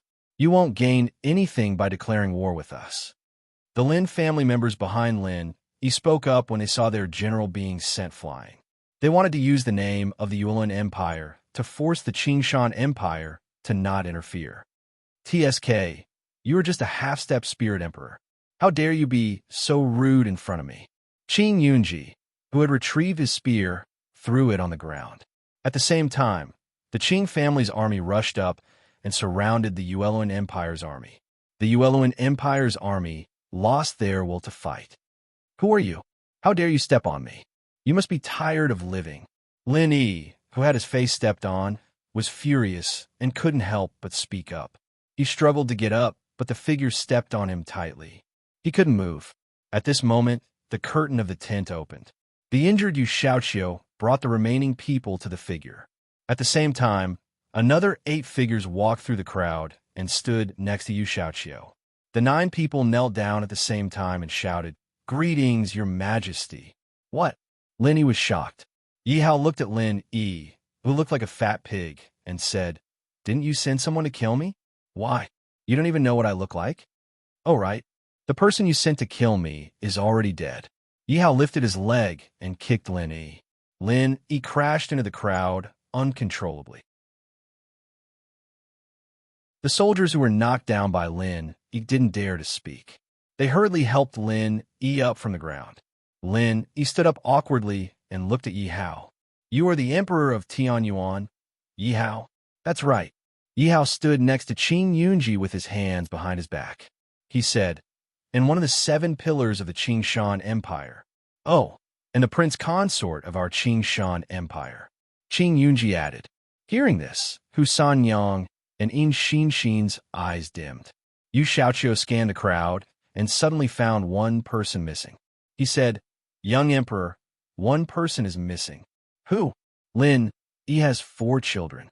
Lin Feng, Lin Shui, and Lin Hua all died in battle.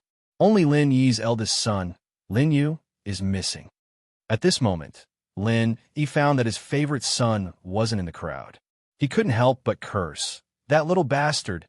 How could he run so fast Take these people into custody and execute them when we return to Tianyuan City. Yes, your majesty. Yu Shaoqiu saluted. Thus, he and the Qingshan Empire's reinforcements seized the weapons of the Yuan Empire's army and took them into custody. Qin Yunji said to Yi Hao, Yi Zhuhua, Princess Ling is leading the others to chase away the Yuan Empire's people in Tianyuan City. Once the news spreads, Tianyuan City will be peaceful again. Yes.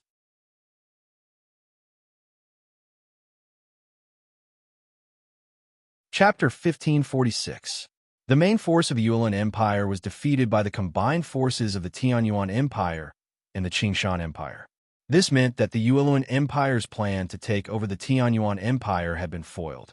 Yi Hao led his men back in victory. Yueying and the rest went out of the city to welcome them.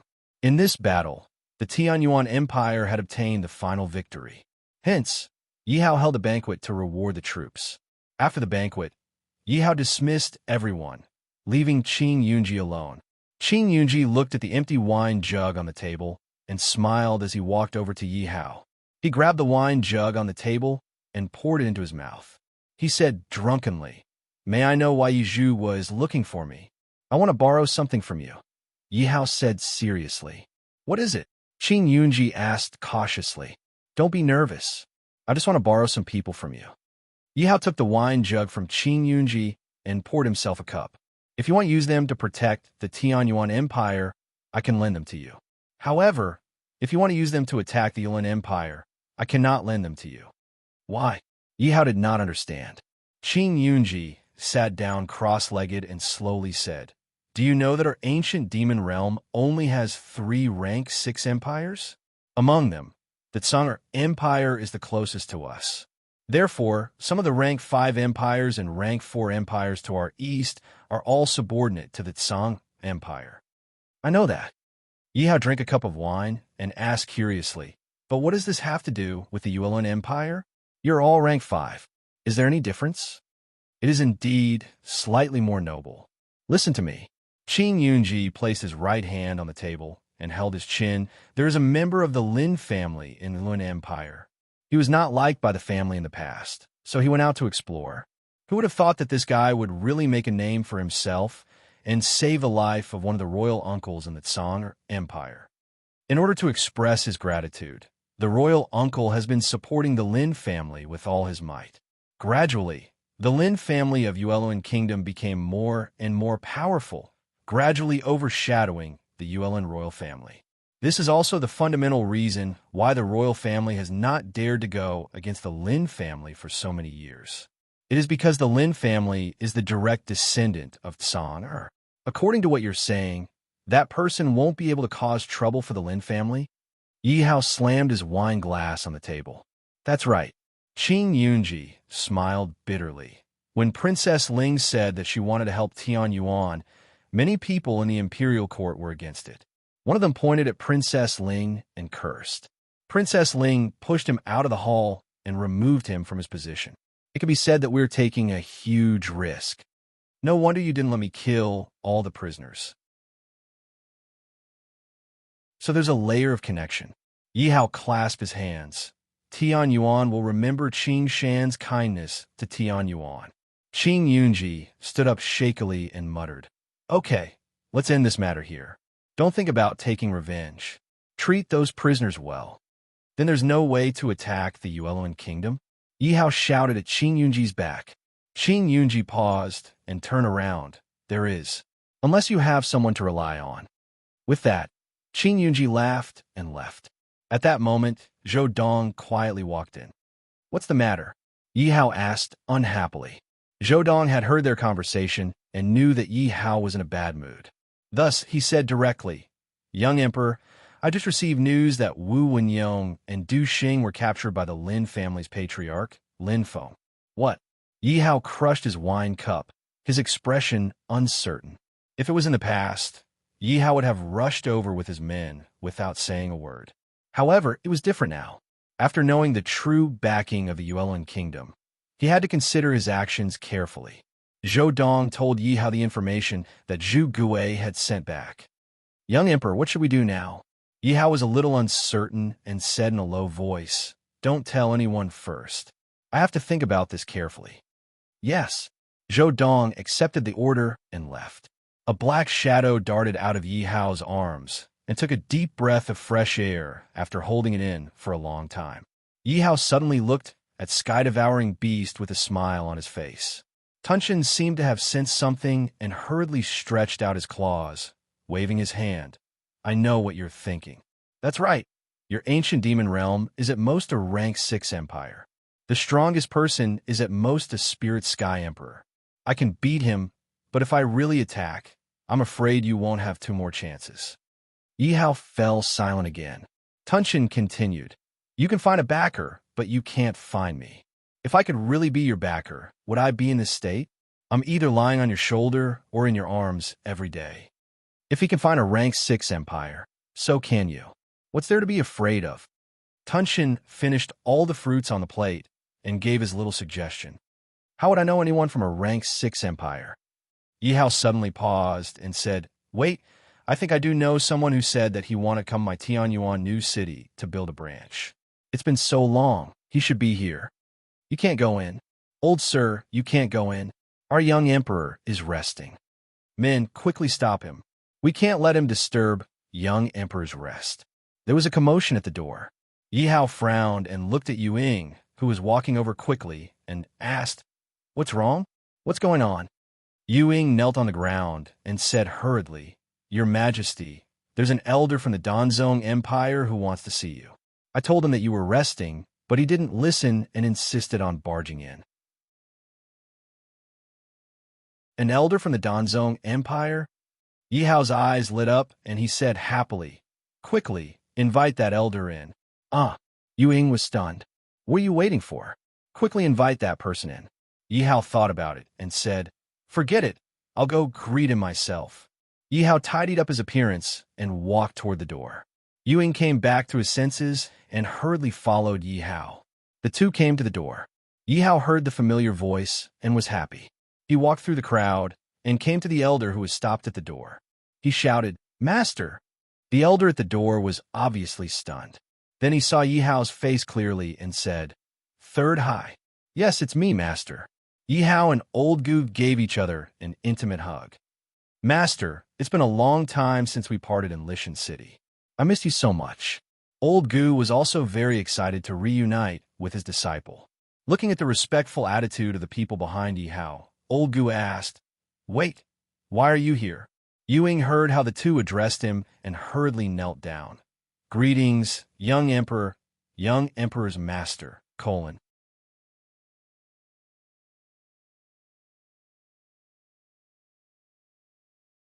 Chapter 1547. Hearing Yu Ying's words, Elder Gu immediately understood the identity of his only disciple. "So you're the emperor of Tianyuan, Yi Hao?" Elder Gu was a little surprised. "That's right." Yi Hao explained to Elder Gu, "Master, I had just arrived at the Qingshan Empire and had a grudge with the Celestial Cloud Pavilion. It was not convenient for me to reveal my real name, so I used the alias Yi Sangao. Please forgive me." It's okay, it's okay." Elder Gu did not mind at all.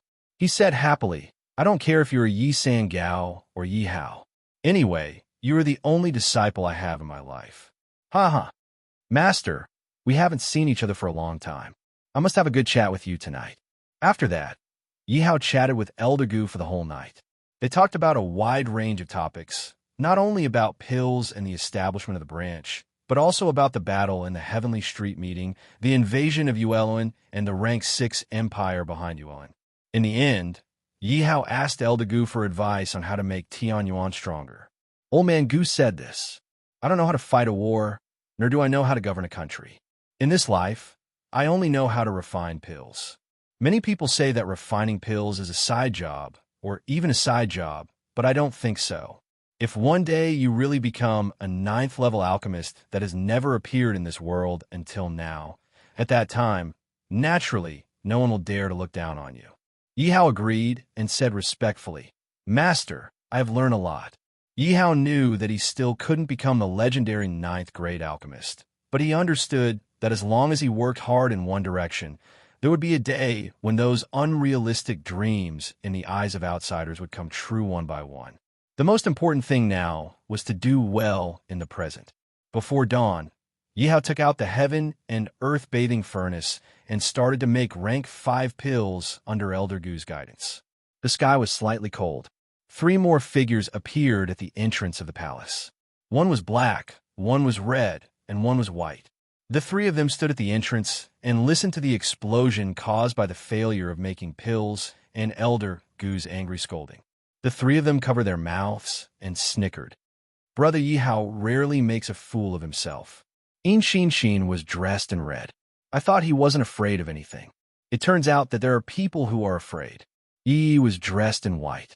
Dressed in black, Sanyang stood where she was without making a sound. She thought to herself, not afraid of the heavens, not afraid of the earth. In fact, he was afraid of many things. He was afraid that he couldn't protect Tianyuan. He was afraid that he couldn't shoulder the responsibility on his shoulders. He was afraid. Full Moon Imperial City, Lin residence. In a courtyard with a lake, a middle-aged man with a big belly stood beside the lake and stretched his body. He was in a good mood as he breathed in the fresh air. The tall guard beside him handed him a cup of tea and asked, "Master, what should we do with the 2 from the Tianyuan Empire?" Lin Feng took the tea. After rinsing his mouth, he spat the tea into the lake. He placed his hands in the copper basin handed over by another guard. After washing his hands, he asked, 7, has anyone come to save him during this period of time? No. The guard named 7 said respectfully, we deliberately let down our guard during this period of time to see if any fish would take the bait. But there weren't any. It seems that there are only these 2 assassins in the Imperial City. That's not necessarily true. Lin Feng wiped his hands and began to move his fists as if he was strengthening his body. 7 thought for a moment and said, then should I strengthen the guards a little? Lin Feng raised his fists and smiled. This is a small matter. You can do as you see fit. Yes. Lin Feng changed his fists into palms and began to practice palm techniques. When he was satisfied, he asked, all right, is there any news for second brother? 7 replied, no. Lin Feng replied indifferently. Suddenly, a guard came to 7's ear in a hurry and whispered something. 7's expression changed, and he hurriedly knelt on the ground. What's wrong? Lin Feng withdrew his fists and asked with a smile. 7 raised his head and said word by word, I just received a report. Second Master Lin's lamp was extinguished 2 days ago. Not only that, but Lin Feng, Lin Shui, and Lin Hua's lamps were also extinguished. What? Lin Feng felt as if he was struck by lightning. His blood and qi were in turmoil. He punched the lake, creating layers of huge waves. After the huge waves passed, the lake water splashed to the ground and soaked Lin Feng's clothes. Lin Feng calmed down a little and said in a low voice, take me to see it. Thus, Lin Feng and the others arrived at the Lin family's ancestral hall after many twists and turns.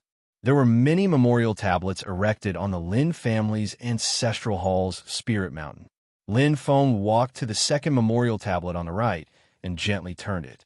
A wall on the right suddenly moved, revealing a cave entrance. Lin Feng walked into the cave entrance and walked along the corridor. Not long after, he arrived at sealed space. In this space, there were 3 rows of flashing blue lamps hanging on the southern wall. Among them, there were 2 lamps on the top row, but now one of them was out. There was only 1 lamp on the second row. Although it was not extinguished, the flame was extremely weak. There were 4 lamps on the third row. The first 3 lamps were extinguished, and only the last one was still flickering. The lamps on the wall had a meaning. If someone was alive, their lamp would keep flickering. The stronger the vitality, the bigger the flame. If someone was dead, their lamp would go out. Now, there were only 3 lamps on the wall that were still flickering, and one of them was about to go out. How could he not be angry? There were originally 7 people in his bloodline, but now there were only 3 left. His bloodline was almost cut off. How could he not be angry? Lin Feng's face was ashen as he sat on the main seat in the hall. He ordered the tall figure kneeling on the ground, "Go and investigate. You must find out what exactly happened." Yes. At this moment, a guard came to the hall and said respectfully, "Master, young Master Lin Yu is back." "Where?" Lin Feng suddenly stood up and asked. Achi raised his head and said, "Master, perhaps there is no need to investigate. Just ask young Master Lin Yu." Lin Yu had been planning to escape since he discovered the arrival of the Qingshan Empire's reinforcements. So, when no one was paying attention, he escaped from the mountain under the cover of his bodyguards. After all, he was not very eye-catching in the army. Very few people would notice him. Lin Yu was different. Lin Yu was the commander of the army. Once he left, others would immediately notice. After leaving the mountain, Lin Yu and a few bodyguards rushed back to the Full Moon Kingdom overnight. Then, they used the teleportation array to return to the Full Moon Kingdom and return to the Lin Mansion. Cough, cough. Lin Yu was half unconscious when he was found by the Lin family servants. When he woke up, he was lying on his beloved bed made of demon beast bones and demon beast skin. Lin Yu opened his eyes in a daze. He looked at the middle-aged man in front of him and cried.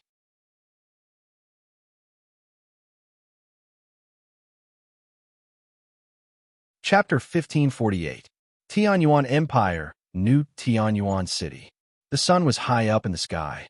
Yi Hao stood on the city wall with a group of officials, gazing into the distance as if waiting for something. Qin Yunji looked at the flag with the word Ling in the distance and smiled. "Yi Zhuwa, Princess Ling is here. Let's go."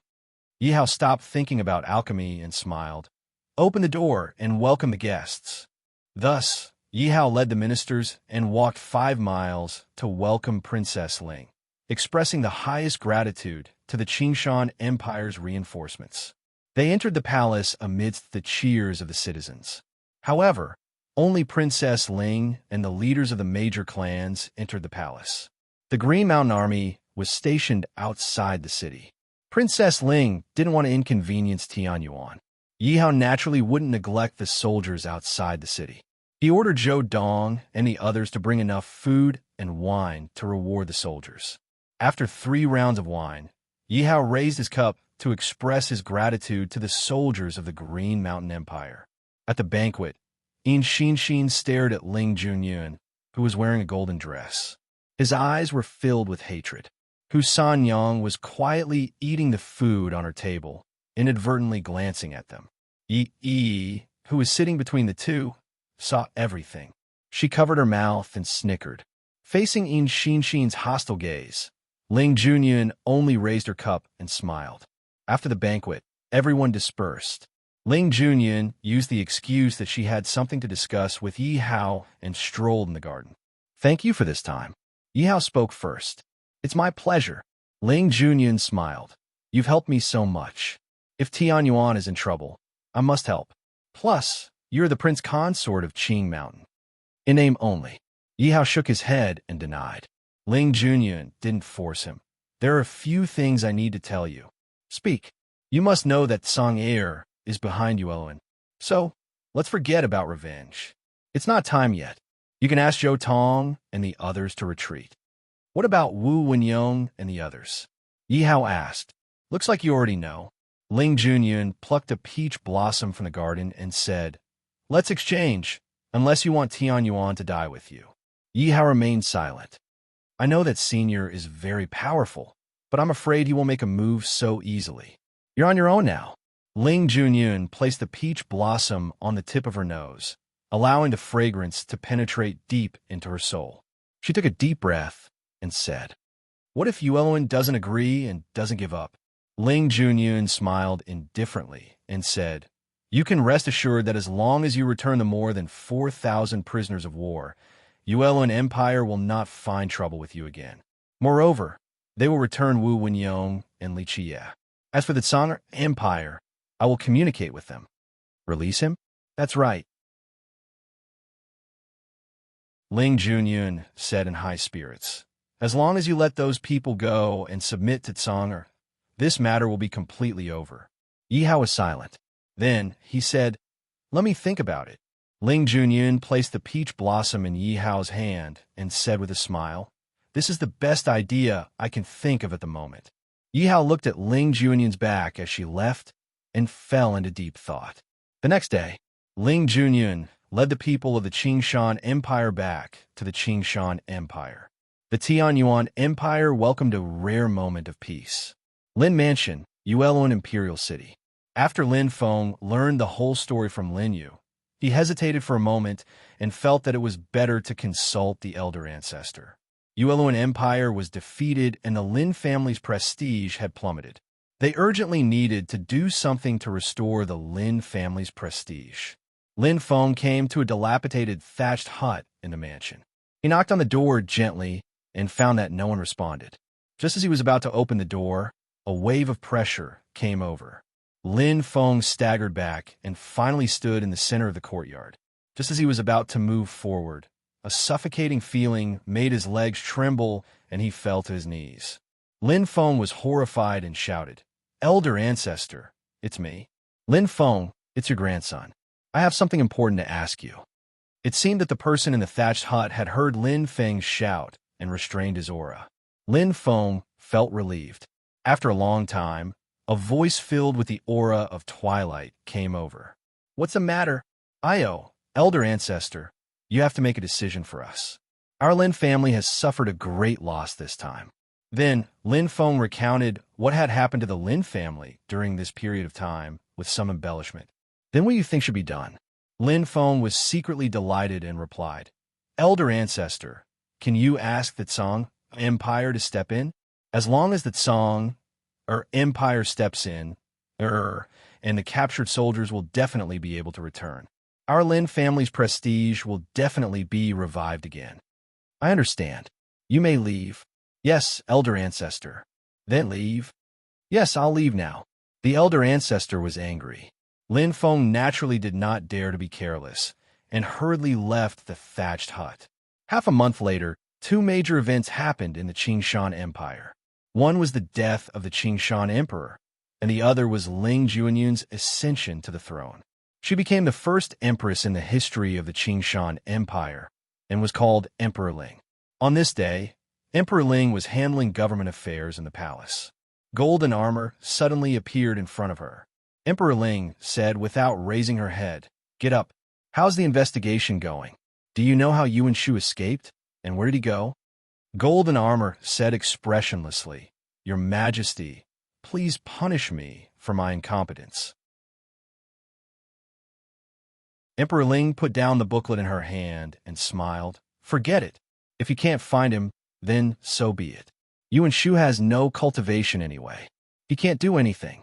You may leave." "Yes." After Golden Armor left, Qing Yunji walked in. "Your servant Qing Yunji greets Your Majesty." "Rise." "Thank you, Your Majesty." Qing Yunji, who was sitting in the main hall, looked at Ling Junyun, who was sitting on the dragon throne in a daze. In just half a month, Ling Junyun had not only grasped the administrative affairs of Green Mountain tightly in her hands, but her cultivation had also improved by leaps and bounds. She was now a sixth-order spirit monarch. She was completely different from the princess spirit from before. "How is it?" did the Tsang Empire reply. Qing Yunji came back to his senses and said respectfully, "Yes, the Tsang Empire has agreed.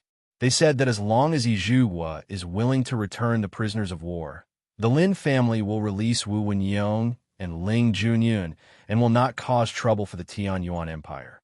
However, the Tianyuan Empire has to submit to the Tsang Empire." Emperor Ling thought carefully and said, "There are many spirit monarchs in the Tianyuan continent now. It will soon become a fifth-order empire. Submitting to the Tsang Empire is not bad. Tell Zhou Tong and the others this news, and let them tell Yi Hao." "Yes." Qing Yunji accepted the order and left. There was no one around. Emperor Ling had a headache and held her head. It was as if a memory was about to rush out from the depths of her mind. Ever since she broke through to the spirit monarch realm, she felt that her body was a little strange. Not only did her cultivation improve so quickly, but she also lost her memories. There was once when she clearly remembered that she was sleeping on a bed, but when she woke up, she found herself lying in a garden.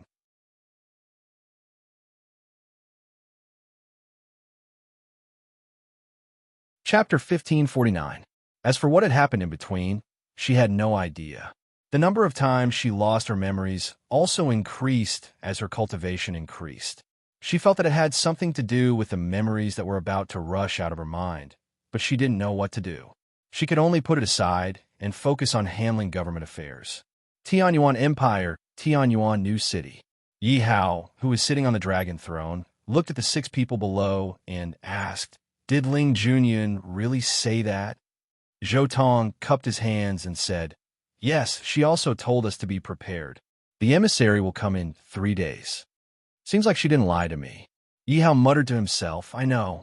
6 ordinary-looking pills shot out. The 6 of them held the pills in their hands with puzzled looks on their faces. Yi Hao smiled and said, "These are early 5th grade pills. They can help you break through to the spirit monarch realm. I spent a long time to refine them. Consider it your reward." "Thank you, young emperor." The 6 people cupped their hands and thanked him. "All right, Zhang Qing is back too. I put him in charge of setting up the alchemy sect branch. He's too busy sometimes, so you guys should help him out." "Yes, your majesty." "You're not bad, kid. You managed to refine so many early 5th grade pills in such a short time." An old man's voice came from the side hall. Yi Hao looked at the old man who was slowly approaching and said with a smile, "Isn't it all because of Master's teachings?" "Huh." Old man Gu laughed loudly. He was obviously in a good mood and said, "You're the only one with a sweet mouth." After Old Man Gu was helped to sit on the dragon throne by Yi Hao, the old man asked with a serious expression, "Have you really decided to be a vassal state of Tsang heir?" Yi Hao sighed helplessly and said, "I have no choice. Tsang heir is a 6th grade empire after all. Our Tianyuan Empire is about to advance to the 5th grade. If we don't become a vassal state, Tsang heir only needs to send a spirit monarch expert to finish us off." Old Man Gu nodded in agreement. Yi Hao looked at Old Man Gu and said with a smile, "I want to stand on the same side as the Alchemy Sect Empire, but the Alchemy Sect Empire is too far away from Tianyuan." "That's right." Old Man Gu nodded and said, "I'll be staying in the palace during this period of time. If you have any questions about alchemy, feel free to ask me." "All right." Yi Hao was overjoyed. He smiled and said, "I'll send you back." 2 days later, Yi Hao consumed a 5th grade elixir and successfully broke through to the spirit monarch realm. 3 days later, a scroll flew over from afar. The promotion of the Tianyuan Empire from a 4th grade empire to a 5th grade empire was a cause for celebration. Ding dong! Congratulations to the host for completing the rank 5 empire promotion mission. The reward is 3 general summoning tokens. Would you like to summon the general? Yi Hao was in a good mood and answered directly, "Yes."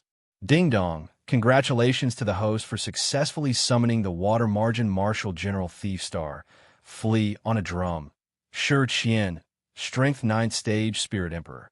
Ding dong! Congratulations to the host for successfully summoning the Water Margin Martial General Efficacious Star, Divine Doctor, and Dao Quan, 8th Level Spirit Emperor.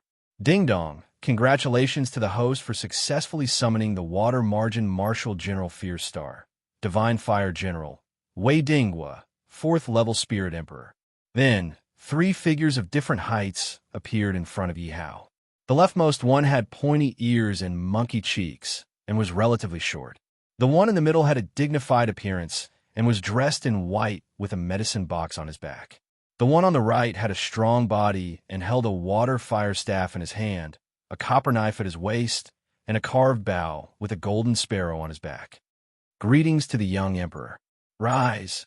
Yi Hao waved his hand, and 3 elixirs floated in front of the 3. These are 5th grade early stage elixirs. Shi Qian and Dao Quan, you 2 can break through to the spirit monarch realm after taking these elixirs. Wei Dinghua, you can stabilize your realm for the next breakthrough. "Thank you, young emperor." Reporting, young emperor, that Tsang envoy is 5 li away from the new city. "Good."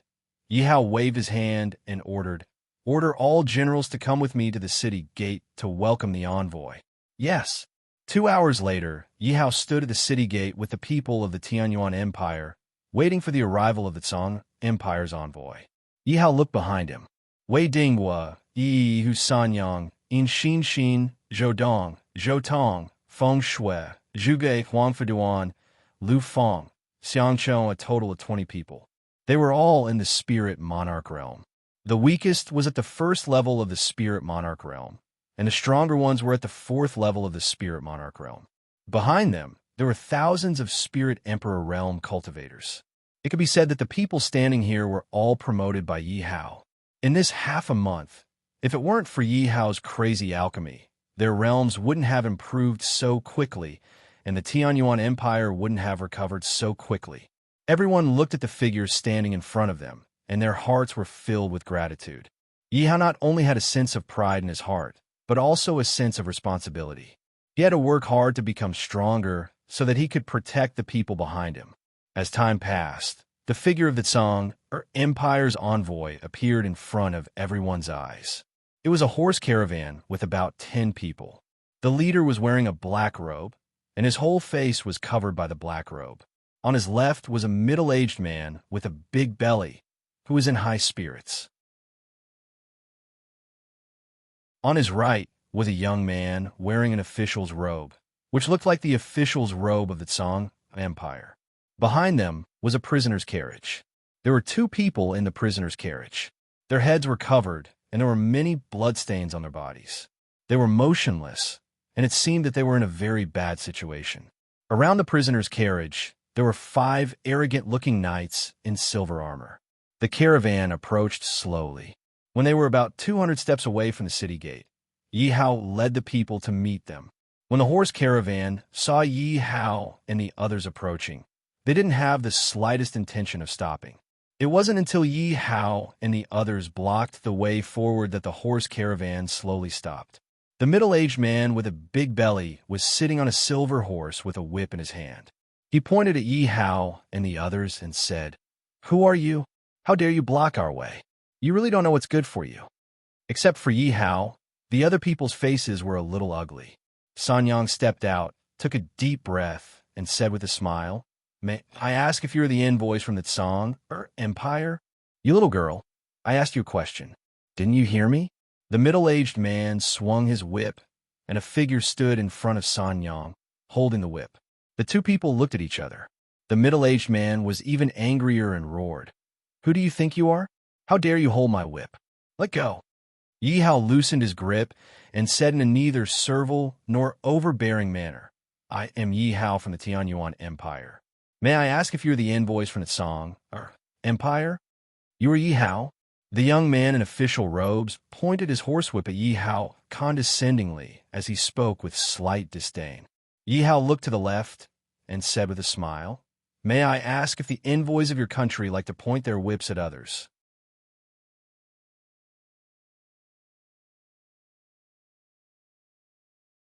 Chapter 1550. How dare you? The young man roared and waved the whip in his hand. "Is this how the Tianyuan Empire treats its guests? How dare you be so rude?" "Bah, you are the ones who were rude first." "That's right. You want to whip people for no reason. You have no manners at all. I think you're doing it on purpose. Are you trying to bully us?" Zhou Dong and the others couldn't help but say. The young man didn't get angry. Instead, he laughed and said, "You think you are so great because you have more people? You're just a bunch of lowly people. I won't argue with you." Yi Hao raised his hand and stopped them. He smiled and said, "This is not the place to talk. Please come into the city and talk." However, everyone looked at the man in the black robe as if he was the leader of the group. If he didn't move, no one dared to move. Yi Hao looked at the man in the black robe and asked again. The man in the black robe finally spoke. His voice was a bit hoarse and unpleasant. "You are the king of the Tianyuan Empire, Yi Hao?" "Yes." Yi Hao nodded. "Huh." A chuckle came from the man in the black robe. "Why are you laughing?" The man in the black robe spoke again. His voice was even more unpleasant than before. "You are not wearing official robes. You are not wearing a dragon robe either. How do I know you are the king of the Tianyuan Empire? How do I know you are here to welcome me? People who don't know would think you are bandits." Hu Sanyang asked back, You are not wearing official robes either. Yi continued. Yes, you are not wearing any. How can you ask us? Hey, the young man was unhappy. He said angrily, Am I not wearing one? I am wearing one too. A voice came from the crowd. The crowd parted, and Ewing walked out in his red official robe. He smiled and said, Sir, what do you have to say now? Humph. The man in the black robe snorted and smiled. You are right. We are rude and bully you. We are begging you. What can you do? Hua. Everyone was instantly enraged. Some of them even rolled up their sleeves and were about to attack. The 5 knights continued to sit proudly on their horses as if they didn't see anything.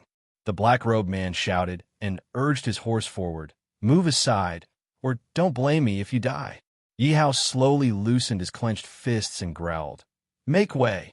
The resentful crowd gave way to the emissary of the Tsang Empire. Before leaving, the black-robed man left behind a sentence. All right, I'll return the 2 people in the prison carriage to you as a greeting gift. After the caravan left, Yi Hao split the prison cart open with his palm.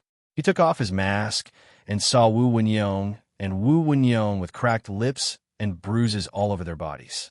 At this time, another couple with a little girl rushed up from a crowd. They hugged another person and cried. Yi Hao looked at the tortured Wu Wenyong and Du Xing.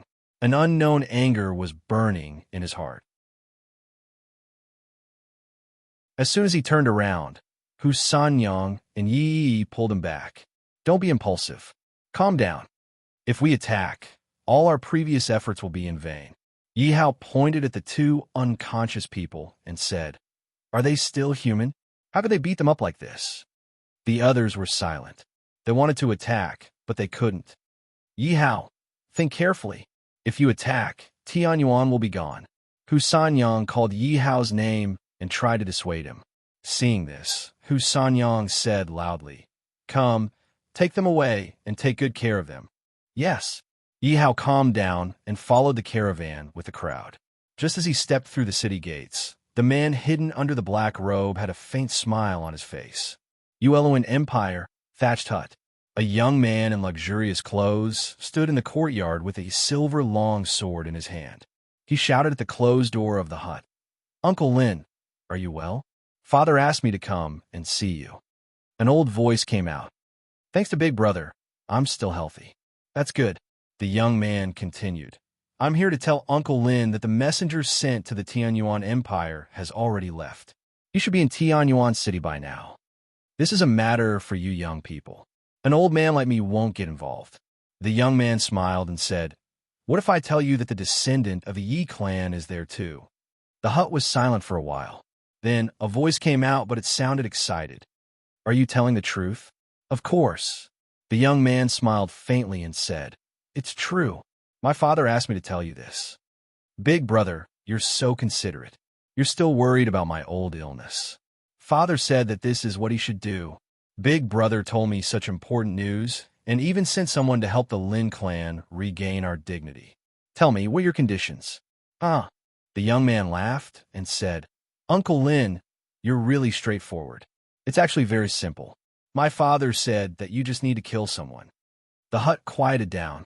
The young man smiled and said, Uncle Lin, don't worry too much. That person is only a 6th order spirit monarch. He's far from being your opponent. If Uncle Lin still remembers the favor you've done for my father, I hope you'll make this trip. The young man bowed deeply to the hut and then left. After a long time, a sigh came from the hut. Tianyuan City. The main street of the city was empty. Not only were there no pedestrians, but there were also no peddlers. A pot-bellied middle-aged man sat on a horse and said in a strange tone, It seems that the Tianyuan Empire doesn't welcome us. Why don't we go back? The young man in the official uniform smiled and said, Family head Lin, we can't let our emotions affect our decisions. We're here to conquer the Tianyuan Empire. If we don't complete the mission, we won't have a good time when we go back. Deputy Envoy, you're right. I'm too stingy. The pot-bellied middle-aged man was the family head of the Lin clan, Lin Feng. The 2 people beside him were the envoys sent by the Tsang Empire. Not long after he finished speaking with the ancestor, the Tsang Empire sent an envoy to the Yuan Empire. Then, they brought Lin Feng along and went to the Tianyuan Empire. Firstly, they wanted to exchange for the soldiers that were captured by the Tianyuan Empire. Secondly, they wanted to accept the Tianyuan Empire's allegiance. Under Yu Ying's lead, the horse team arrived at the palace. Yi Hao and the others arrived early to wait for them. They met again in the palace.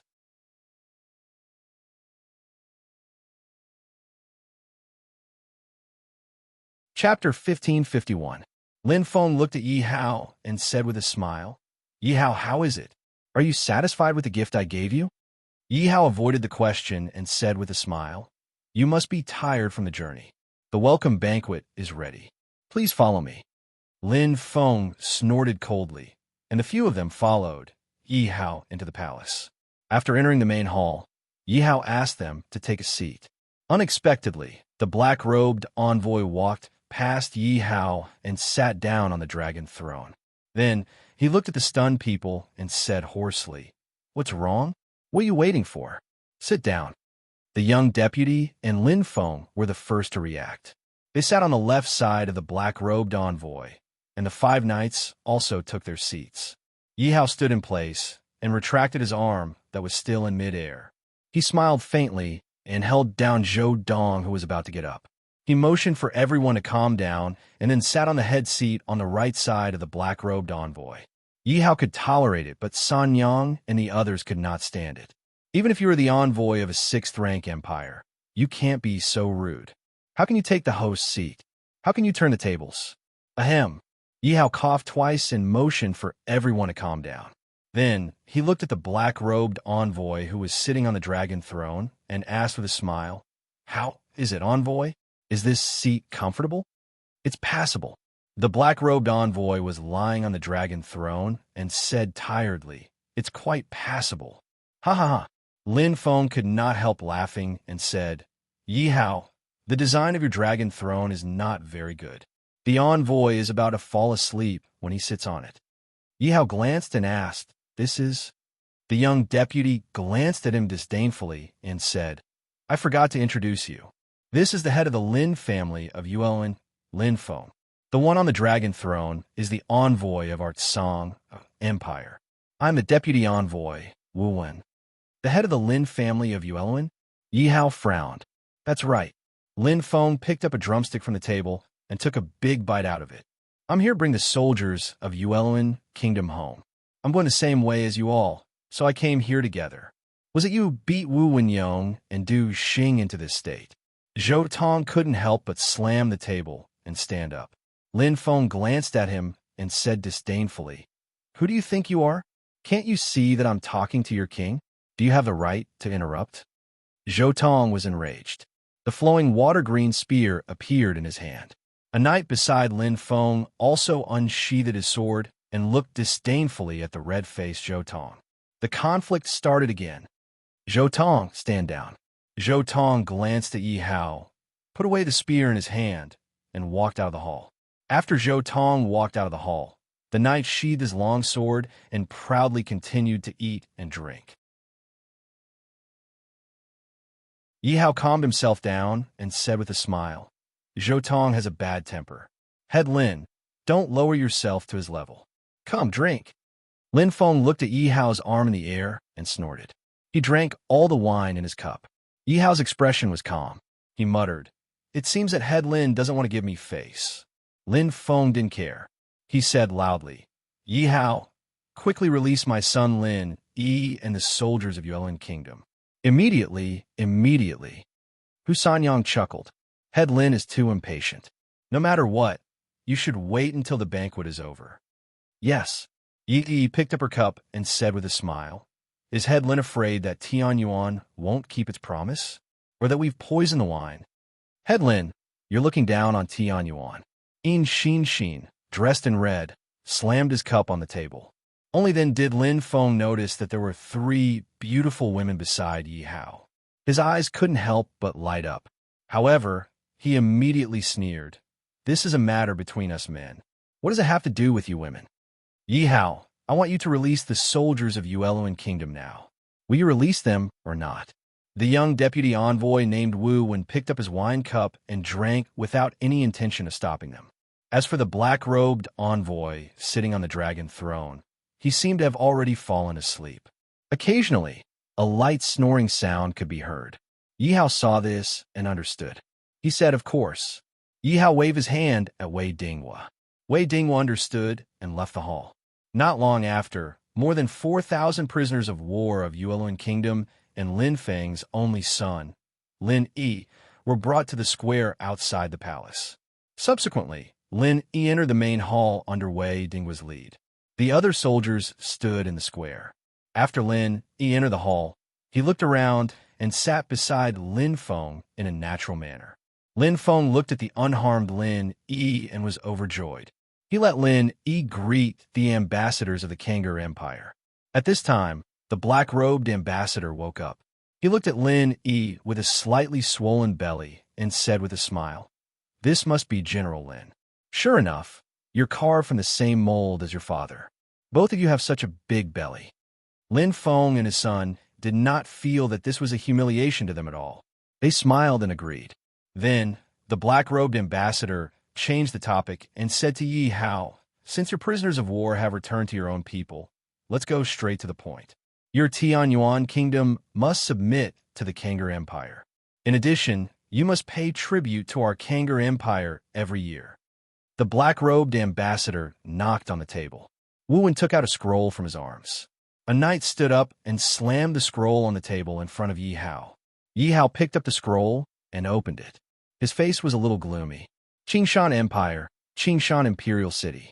In the Qingshan district, there was a bustling wine shop.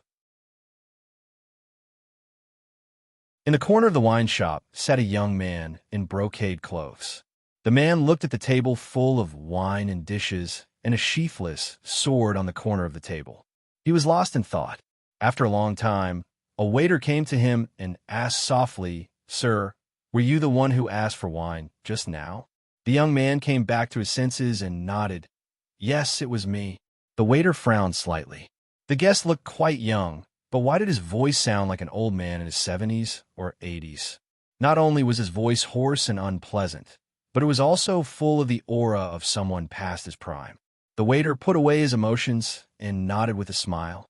"Okay, I'll go get it for you. Please wait a moment." The young man responded faintly and put his eyes on the sheathless sword on the table. Not long after, the waiter brought the wine. Just as he was about to leave, he was stopped by the young man. "Wait, sir." The waiter turned his head with a smile and asked, "Do you have any other orders?" The young man took out a handful of spirit coins and put it on the table. He said in a hoarse voice, "Your smile is a little fake." And the waiter did not understand, but he saw the spirit coins on the table very clearly. He was overjoyed and asked, "Is this for me?"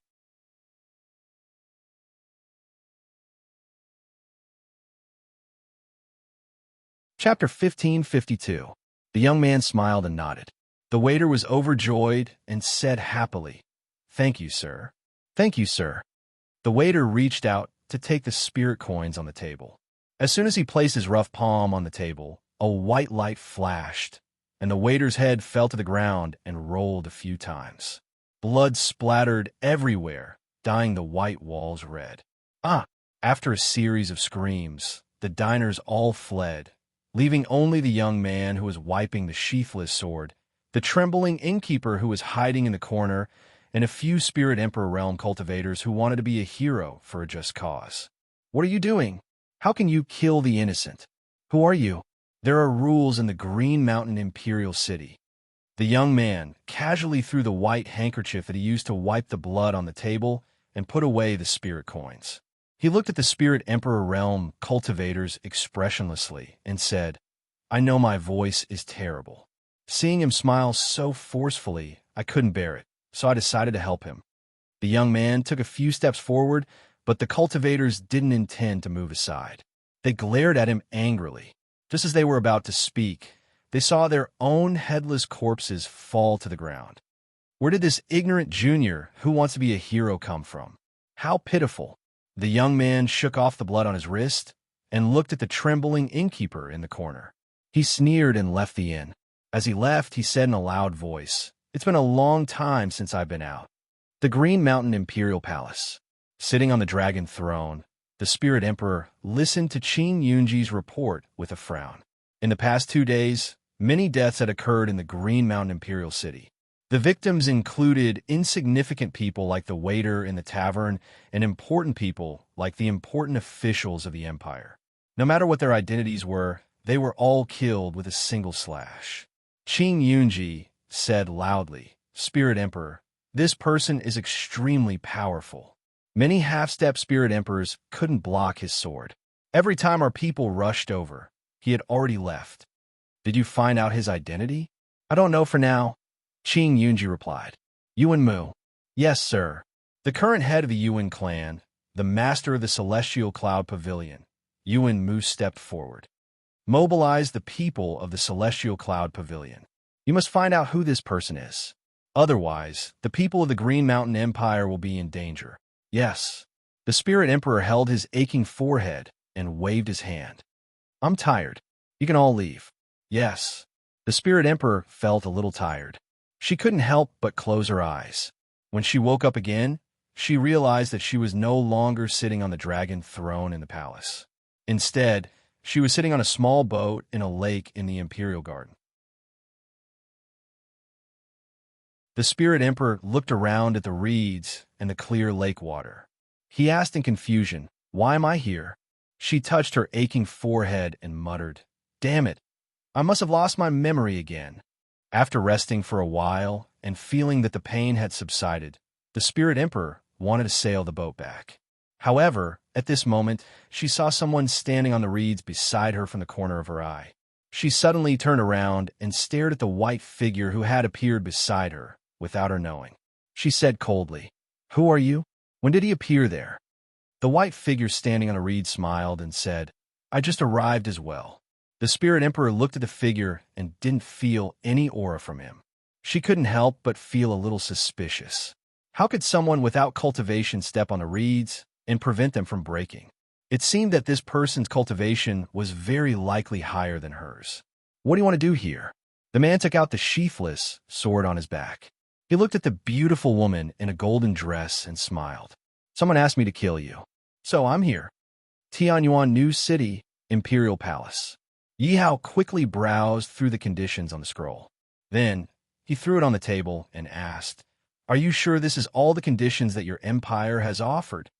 The black-robed envoy reached out his hand to stop Wu when he was about to speak. He smiled and asked, "What do you mean? Do you think the conditions are too little? If there's no problem, we can add more." Bang! Yi Hao slammed the table in front of him and said coldly, "Do the envoy of the Song Empire really think that I, Yi Hao, will not get angry and will compromise on everything?" Hu Sanyang saw Yi Hao so angry and felt that something was wrong. So, she took the scroll from Yi Hao's table and looked at the conditions written on it. She was very shocked. Yi Hao and Hu Sanyang's reaction made everyone even more confused. Yi took the scroll and read it aloud. "If you want to become a vassal state of the Tsong, or empire, you can do so. First, you must bow down to the Yuelan Empire and apologize to the Yuelan Empire. Also, you must compensate for all the resources that the Yuelan Empire consumed during the war between the two empires. Second, Tianyuan must cede the territory of the Great Wu Empire to the Yuelan Empire in order to seek forgiveness from the Yuelan Empire. Third, Tianyuan must pay 30 billion spirit stones and 30 billion spirit coins to the Tsong Empire every year. Fourth, Tianyuan must pay tribute of 100 million people to the Tsong Empire every year. After paying tribute, these 100 million people will become the slaves of the Tsong Empire. Tianyuan has no right to interfere. Fifth, the whole country of Tianyuan must kowtow 3 times and kneel 9 times to the east every day when the sun rises. Sixth, the former emperor of Tianyuan, Yi Hao, caused a war to break out due to poor management. Therefore, the Tsong Empire has decided to send an assistant minister to help the emperor of Tianyuan deal with the state affairs. These 6 points are all the conditions of the Tsong Empire. If the Tian Yuan Empire agrees, it can become a vassal state of the Tsang Empire. From then on, there will be no more wars in Tian Yuan. After Yi finished reading, not only did her face turn ugly, but all the people of the Tian Yuan Empire in the hall also had the same expression. How was this a condition? It was clearly an unfair treaty. It was obvious that the Yuan Empire was defeated, but they wanted Tian Yuan to cede territory and pay compensation. They also wanted to pay tribute of so many resources and people to the Tsang Empire every year. The most outrageous thing was the last one. They actually wanted an assistant minister. It was clear that they wanted to seize power. They wanted Tian Yuan to become the backyard of the Tsang Empire, where people could do whatever they wanted. The black-robed emissary looked at Yi Hao and sneered. What? The emperor of Tian Yuan doesn't want to bow down to the Tsang Empire? Hu Sanyang looked at Yi Hao's furious expression and hurriedly stood up and said, Your Excellency, you may not know this, but our Tian Yuan Empire has recently become a fifth-grade empire. We are on the same level as the Yuan Empire. I'm afraid it's inappropriate for us to bow down to the Yuan Empire. Oh, so you've been promoted to the fifth grade. I was wondering why you were so confident. The black-robed emissary played with the wine cup in his hand carefully and said, However, there is still a difference between different fifth-grade empires. I don't think you've understood this point. After saying this, the black-robed emissary directly poured the wine in the cup on Hu Sanyang's face. Bang! Yi Hao crushed the wine cup and stood up angrily. Everyone in the hall drew their weapons. A war was about to break out.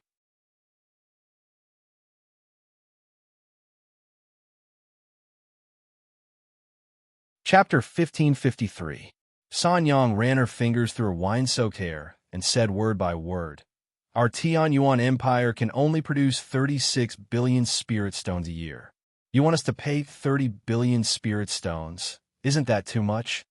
Yi stood up and said, Our Tian Yuan Empire only has a population of 1/4 billion. You want us to pay 100 million spirit stones a year to be your slaves? Do you think we are your backyard? Also, we have to kowtow to the east every day. You want to enslave us mentally? So what if you are a sixth-grade empire? In Xin stood to the left of Sanyang and said angrily, You want an assistant minister? It's obvious that you want to seize power. That's right, this is simply an unfair treaty. Your Tsang, empire, is a sixth-grade empire. Don't be too ugly.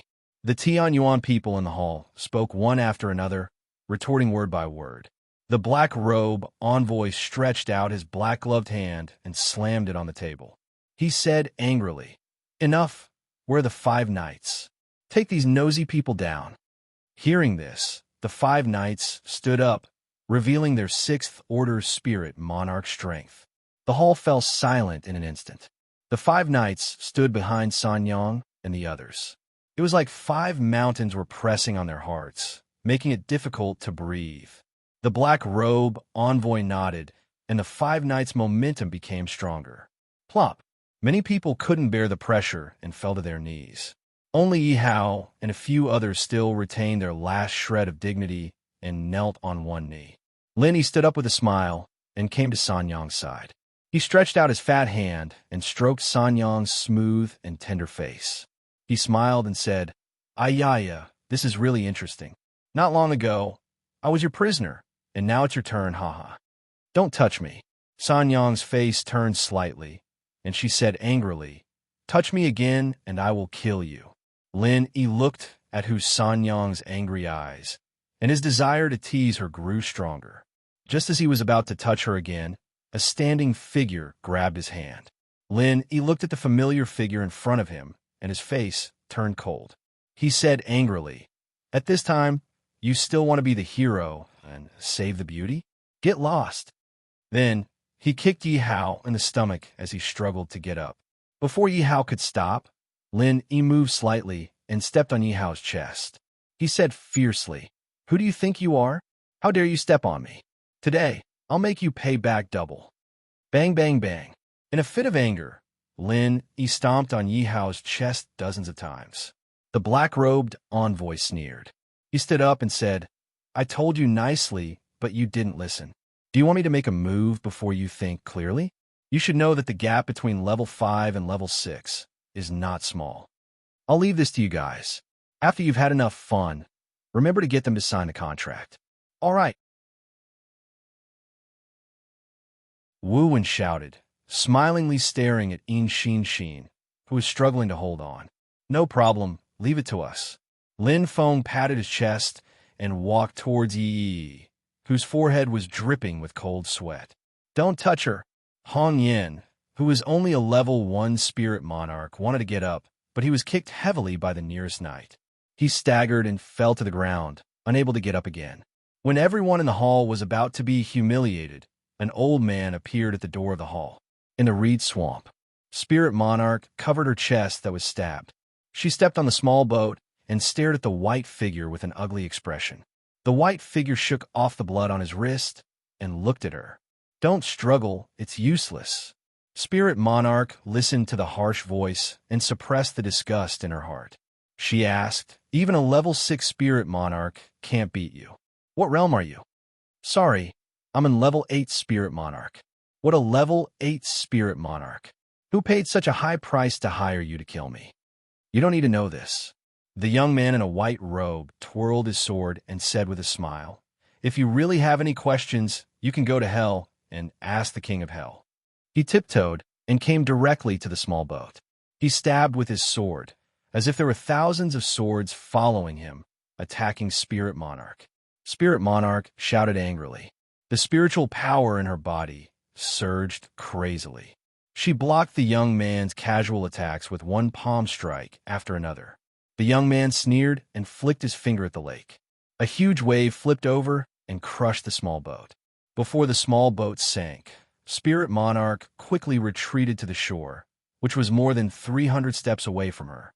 The young man would not let her escape so easily. His sword flew out and stabbed in front of Spirit Monarch, creating a huge hole. The man moved with the sword. The young man held the sword and pointed it at Spirit Monarch's delicate throat. Spirit Monarch had no way out. She asked unwillingly, who is it? Didn't I say you don't need to know? Women are troublesome. The sword stabbed forward, but when a sheathless sword was 2 inches away from Spirit Monarch's throat, the tip of the sword stopped. It was blocked by an invisible wall and could not move forward. The young man used all his strength, but he could not penetrate the invisible wall. Suddenly, Spirit Monarch's head was in severe pain. It seemed that a chaotic memory had rushed into her mind. After the severe pain, Spirit Monarch's black eyes suddenly turned red. Then, an unparalleled power rose to the sky. She looked at the sheathless sword that was about to pierce her throat.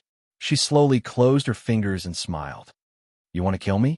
The young man felt that something was wrong, but he could not pinpoint exactly what was wrong. Spirit Monarch waved her right hand. The young man and his sheathless sword flew out. Spirit Monarch put her right hand on her waist. Her posture was enchanting. She said flirtatiously, you want to kill me with just an 8th level Spirit Monarch? Tremble. Uncontrollable tremble. The young man got up with difficulty. Looking at the flirtatious woman in front of him, he finally understood what was wrong. The feeling that she gave off was not right. It was as if she was a different person. Not only her personality, but also her actions and words. More importantly, her cultivation had changed. It had become unfathomable. He made a prompt decision. He stabbed the ground with his sword. Countless rocks flew towards Spirit Monarch. Then he ran away. Spirit Monarch chuckled. She stretched out her left hand. The rocks floated in the air. Spirit Monarch waved her hand, and all of them rolled to the side. She looked at the fleeing figure and smiled. She said softly, you hurt me and still want to run. Do you think I'm easy to bully? Just as Spirit Monarch was about to give chase, she felt a sharp pain in her head. She held her forehead. Hearing the voice in her head, she said angrily, damn it. I finally came out to take a breather. Then, her legs went soft and she fell to the ground. When she woke up again, her red eyes had turned into deep black. On the eaves, a white figure was frantically running away. As he ran, he looked back. He seemed to be very afraid that the woman would catch up to him.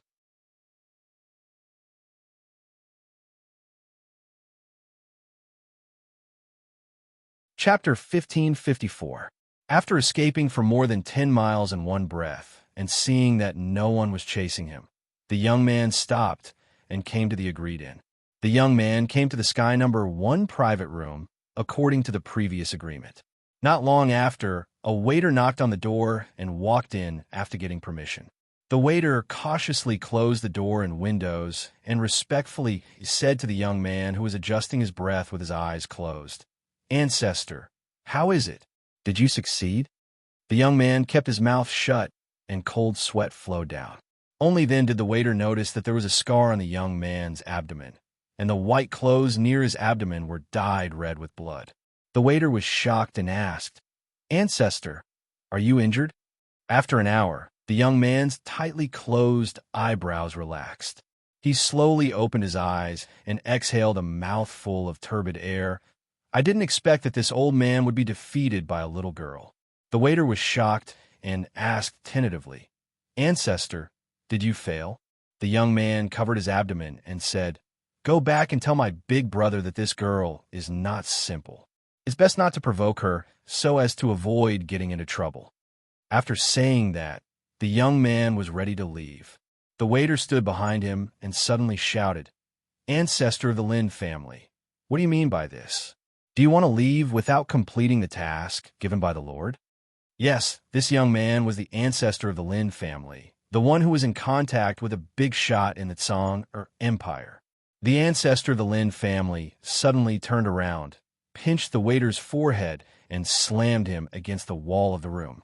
The waiter struggled with both hands, trying to get rid of him, but the ancestor of the Lin family was too strong and could not break free at all. The ancestor of the Lin family looked at the struggling waiter and said word by word, "Who do you think you are? How dare you talk to me like this? I think he knows better than me how I got this injury. Yes, he is good to me and my Lin family. I respect him and call him Big Brother, but for so many years, the shameful things I have done for him are enough to pay off the debt. This Ling Di is not so easy to deal with, otherwise I would not have failed. Go back and tell him, if he is willing to listen to me, his brother, then don't provoke that woman. Also, from now on, I, Lin Maosheng, do not owe Tsang Haiyun anything. Tell him not to come to me again." Boom!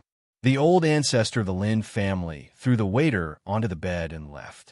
The waiter's eyes were filled with hatred as he watched the Lin family's patriarch leave. Walking out of the inn, the old ancestor of the Lin clan felt relaxed. He had finally said all the words he had wanted to say for so many years. From today onwards, Lin Maosheng, was just Lin Maosheng. He was no longer a knife in anyone's hand.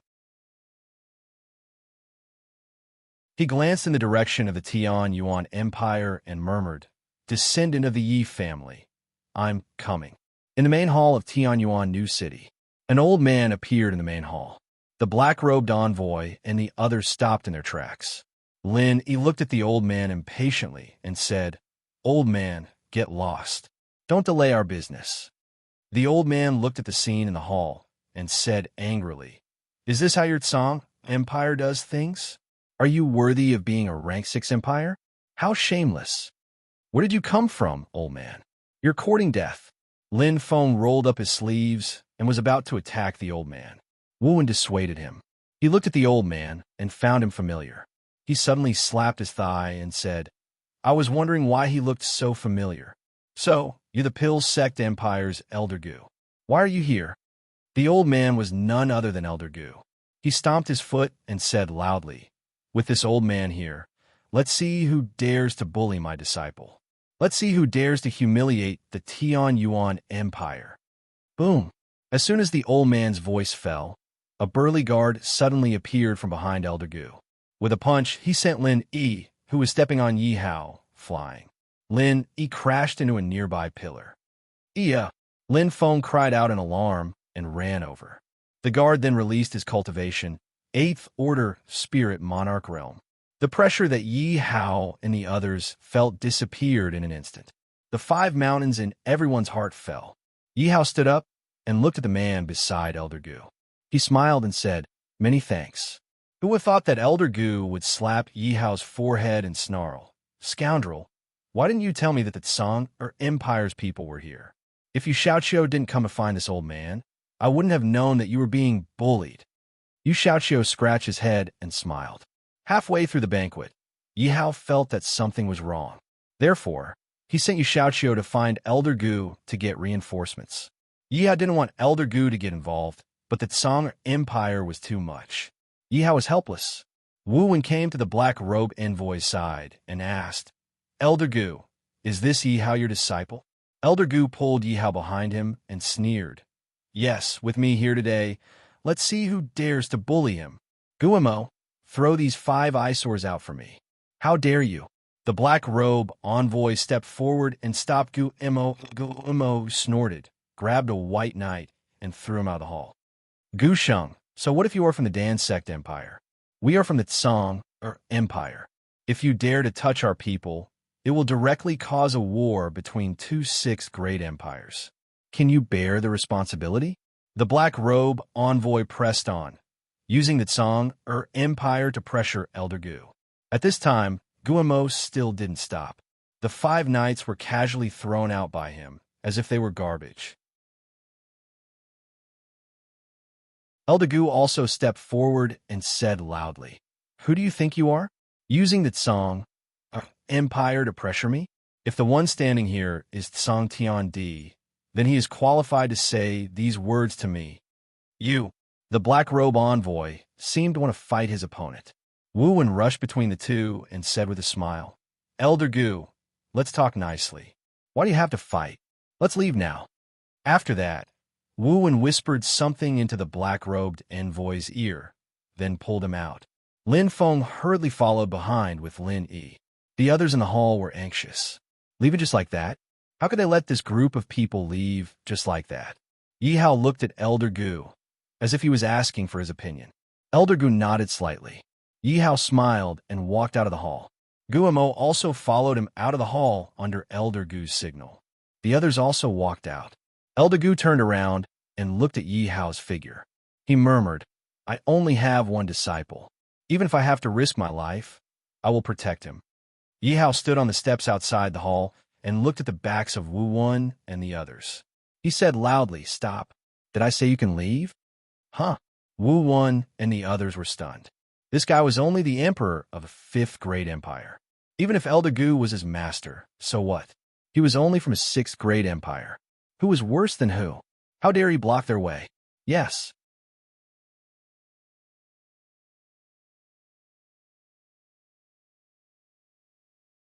Chapter 1555. Wu Wen turned around and looked at Yi Hao, who was looking down at him calmly. His face was slightly angry. Before he could speak, a figure rushed straight towards him, and then there was a big pit on the ground. Wu Wen was lying at the bottom of the big pit, and blood was flowing everywhere. The father and son of the Lin family looked at the guard who came out from the bottom of the big pit, and they were trembling. What a joke! That was an 8th Order Spirit Monarch powerhouse. He could crush them with one finger. Even the deputy of the Song, or Empire, was beaten so badly, not to mention the 2 of them from the Yuan Empire. After Guimo came out from the bottom of the big pit, he did not speak. He just stood there silently. But the pressure of the 8th Order Spirit Monarch powerhouse made the people of the Song Empire feel endless pressure. The father and son of the Lin family were the first to collapse, and they fell to their knees. Then the 5 horsemen also fell to their knees, but their eyes were full of anger. Then the back of the black-robed envoy began to bend slightly, and he knelt on one knee. As for the other leg, he endured and did not kneel. Yi Hao walked down the steps and came to the side of the black-robed envoy. He said softly, "Looking at this scene, do you have a trace of regret?" The scene now is so similar to the scene in the hall just now. The black-robed envoy growled, and his voice was still unpleasant. "Gu Sheng, you let your people do this. Are you really not afraid of the 2 empires killing each other again?" Unfortunately, no one responded. "Oh," Yi Hao smiled slightly, put his left hand on the shoulder of the black-robed envoy, and said with a smile, "I say, you are like this, do you still want to maintain your pride as a sixth-grade empire? His left hand exerted force, and spiritual power bloomed. Blue veins popped out, and Yi Hao roared, "Kneel for Laozi." His palm was full of power, and he pressed down. Bang! The black-robed envoy's left leg suddenly bent down uncontrollably, and his knee hit the ground heavily, and the white tiles stained with blood shattered. Yi Hao patted the black-robed envoy's shoulder with satisfaction and said softly, "That's right. You have to admit what you have done. You can't run away, oh." Yi Hao walked around the trembling and bleeding black-robed envoy and came to the side of the Lin father and son who were kneeling on the ground, their clothes drenched in cold sweat. The Lin father and son did not dare to raise their heads to look at Yi Hao. Yi Hao casually glanced at him and kicked Lin Yi's shoulder. Lin Yi's fat body rolled down dozens of steps. When he stopped rolling, his face was already bruised and swollen. "Patriarch Lin?" Lin Feng did not dare to answer. He nervously swallowed a mouthful of saliva. Suddenly, a red sword light flashed, and an arm flew in the air, bringing with it a string of blood droplets. "Ah!" Lin Feng painfully clutched his missing right arm as he lay on the ground, looking at the young man in front of him. He had never thought that he, a fourth-order spirit emperor, would one day be bullied by a first-order spirit emperor youth and not dare to fight back. If he had known earlier, he would have done some good deeds for himself back in the main hall. Yi Hao lowered his raised arm and asked, "You just touched Sanyang with your right hand. Did I remember wrongly?" No. Lin Feng's lips were pale, and his body was trembling. "That's good." Yi Hao chuckled and walked around Lin Feng. The stone that had been hanging in Lin Feng's heart finally fell, but then a red sword pierced his throat, and then he did not know anything. Yi Hao carried the bloody head to Lin Yi. Lin Yi, who was kneeling on the ground, only glanced at the bloody head and did not dare to raise his head again. Yi Hao placed the my sword on his neck and didn't say anything. Lin Yi was scared. He slammed his head on the white ground. Even if his head was bleeding, there was no sign of stopping. "I was wrong. Please spare me. I won't dare to do it again. I don't want to die. It's all my father's fault. You have killed him. Just let me go." Yi Hao sighed and said, I gave you a chance, but you didn't cherish it." Yi Hao raised his sword, and the other head was in his hand. Then Yi Hao walked down the steps and came to the captured soldiers of Yuan Empire, who had been observing the situation on the steps. He threw the two heads in front of them. He said loudly, "Surrender or die." Yi Hao's voice was not loud, but it reached the ears of every soldier of Yuan Empire very clearly. Those soldiers who were very proud and prepared to return home with the Lin father and son were stunned. They looked at the two heads on the ground and felt a little scared.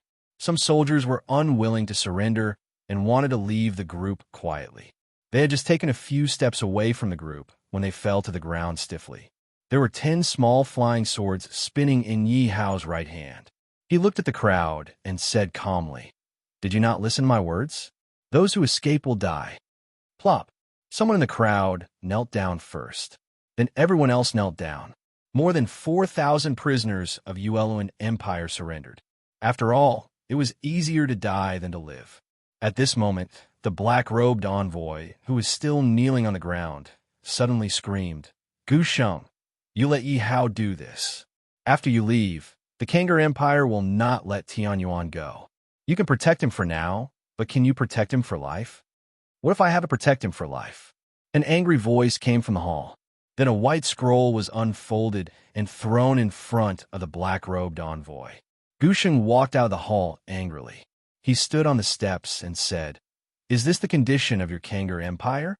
How is this making Tianyuan surrender? This is destroying Tianyuan." The black-robed envoy glanced at the scroll casually and said coldly, "Protect him for life? Even if it means going to war with my Kangar Empire?" Gu Sheng's expression was unprecedentedly firm. He said in a deep voice, "From now on, the Tianyuan Empire is an ally of Danzong Empire. If anyone declares war on Tianyuan, it is a declaration of war on Danzong Empire. This domineering declaration warmed the hearts of the people of Tianyuan. Ha! The black-robed envoy sneered and was about to get up. Gu Sheng suddenly shouted angrily, "Kneel!" Boom! Gumo's aura became stronger and stronger. The black-robed envoy, who was about to get up, knelt down again. Gu Sheng looked at the black figure and said in a deep voice, "I, Gu Sheng, will make the decision today. If you don't agree, go back and tell Songtian Emperor. We are both 6th grade experts, but we are inferior." At this moment, Yi Hao, who had finished dealing with the prisoners, asked the black-robed envoy, "Master, what should we do with these people?" "Do as you see fit." Old Man Gu left after saying that. Yi Hao turned around and looked at the black-robed envoy. "My master said that he needs you to pass a message, so he won't kill you today. You can go." Yes, that you're tuning in to the Warrior Lore YouTube channel. Don't forget to subscribe and join us on this journey to catch the most captivating stories.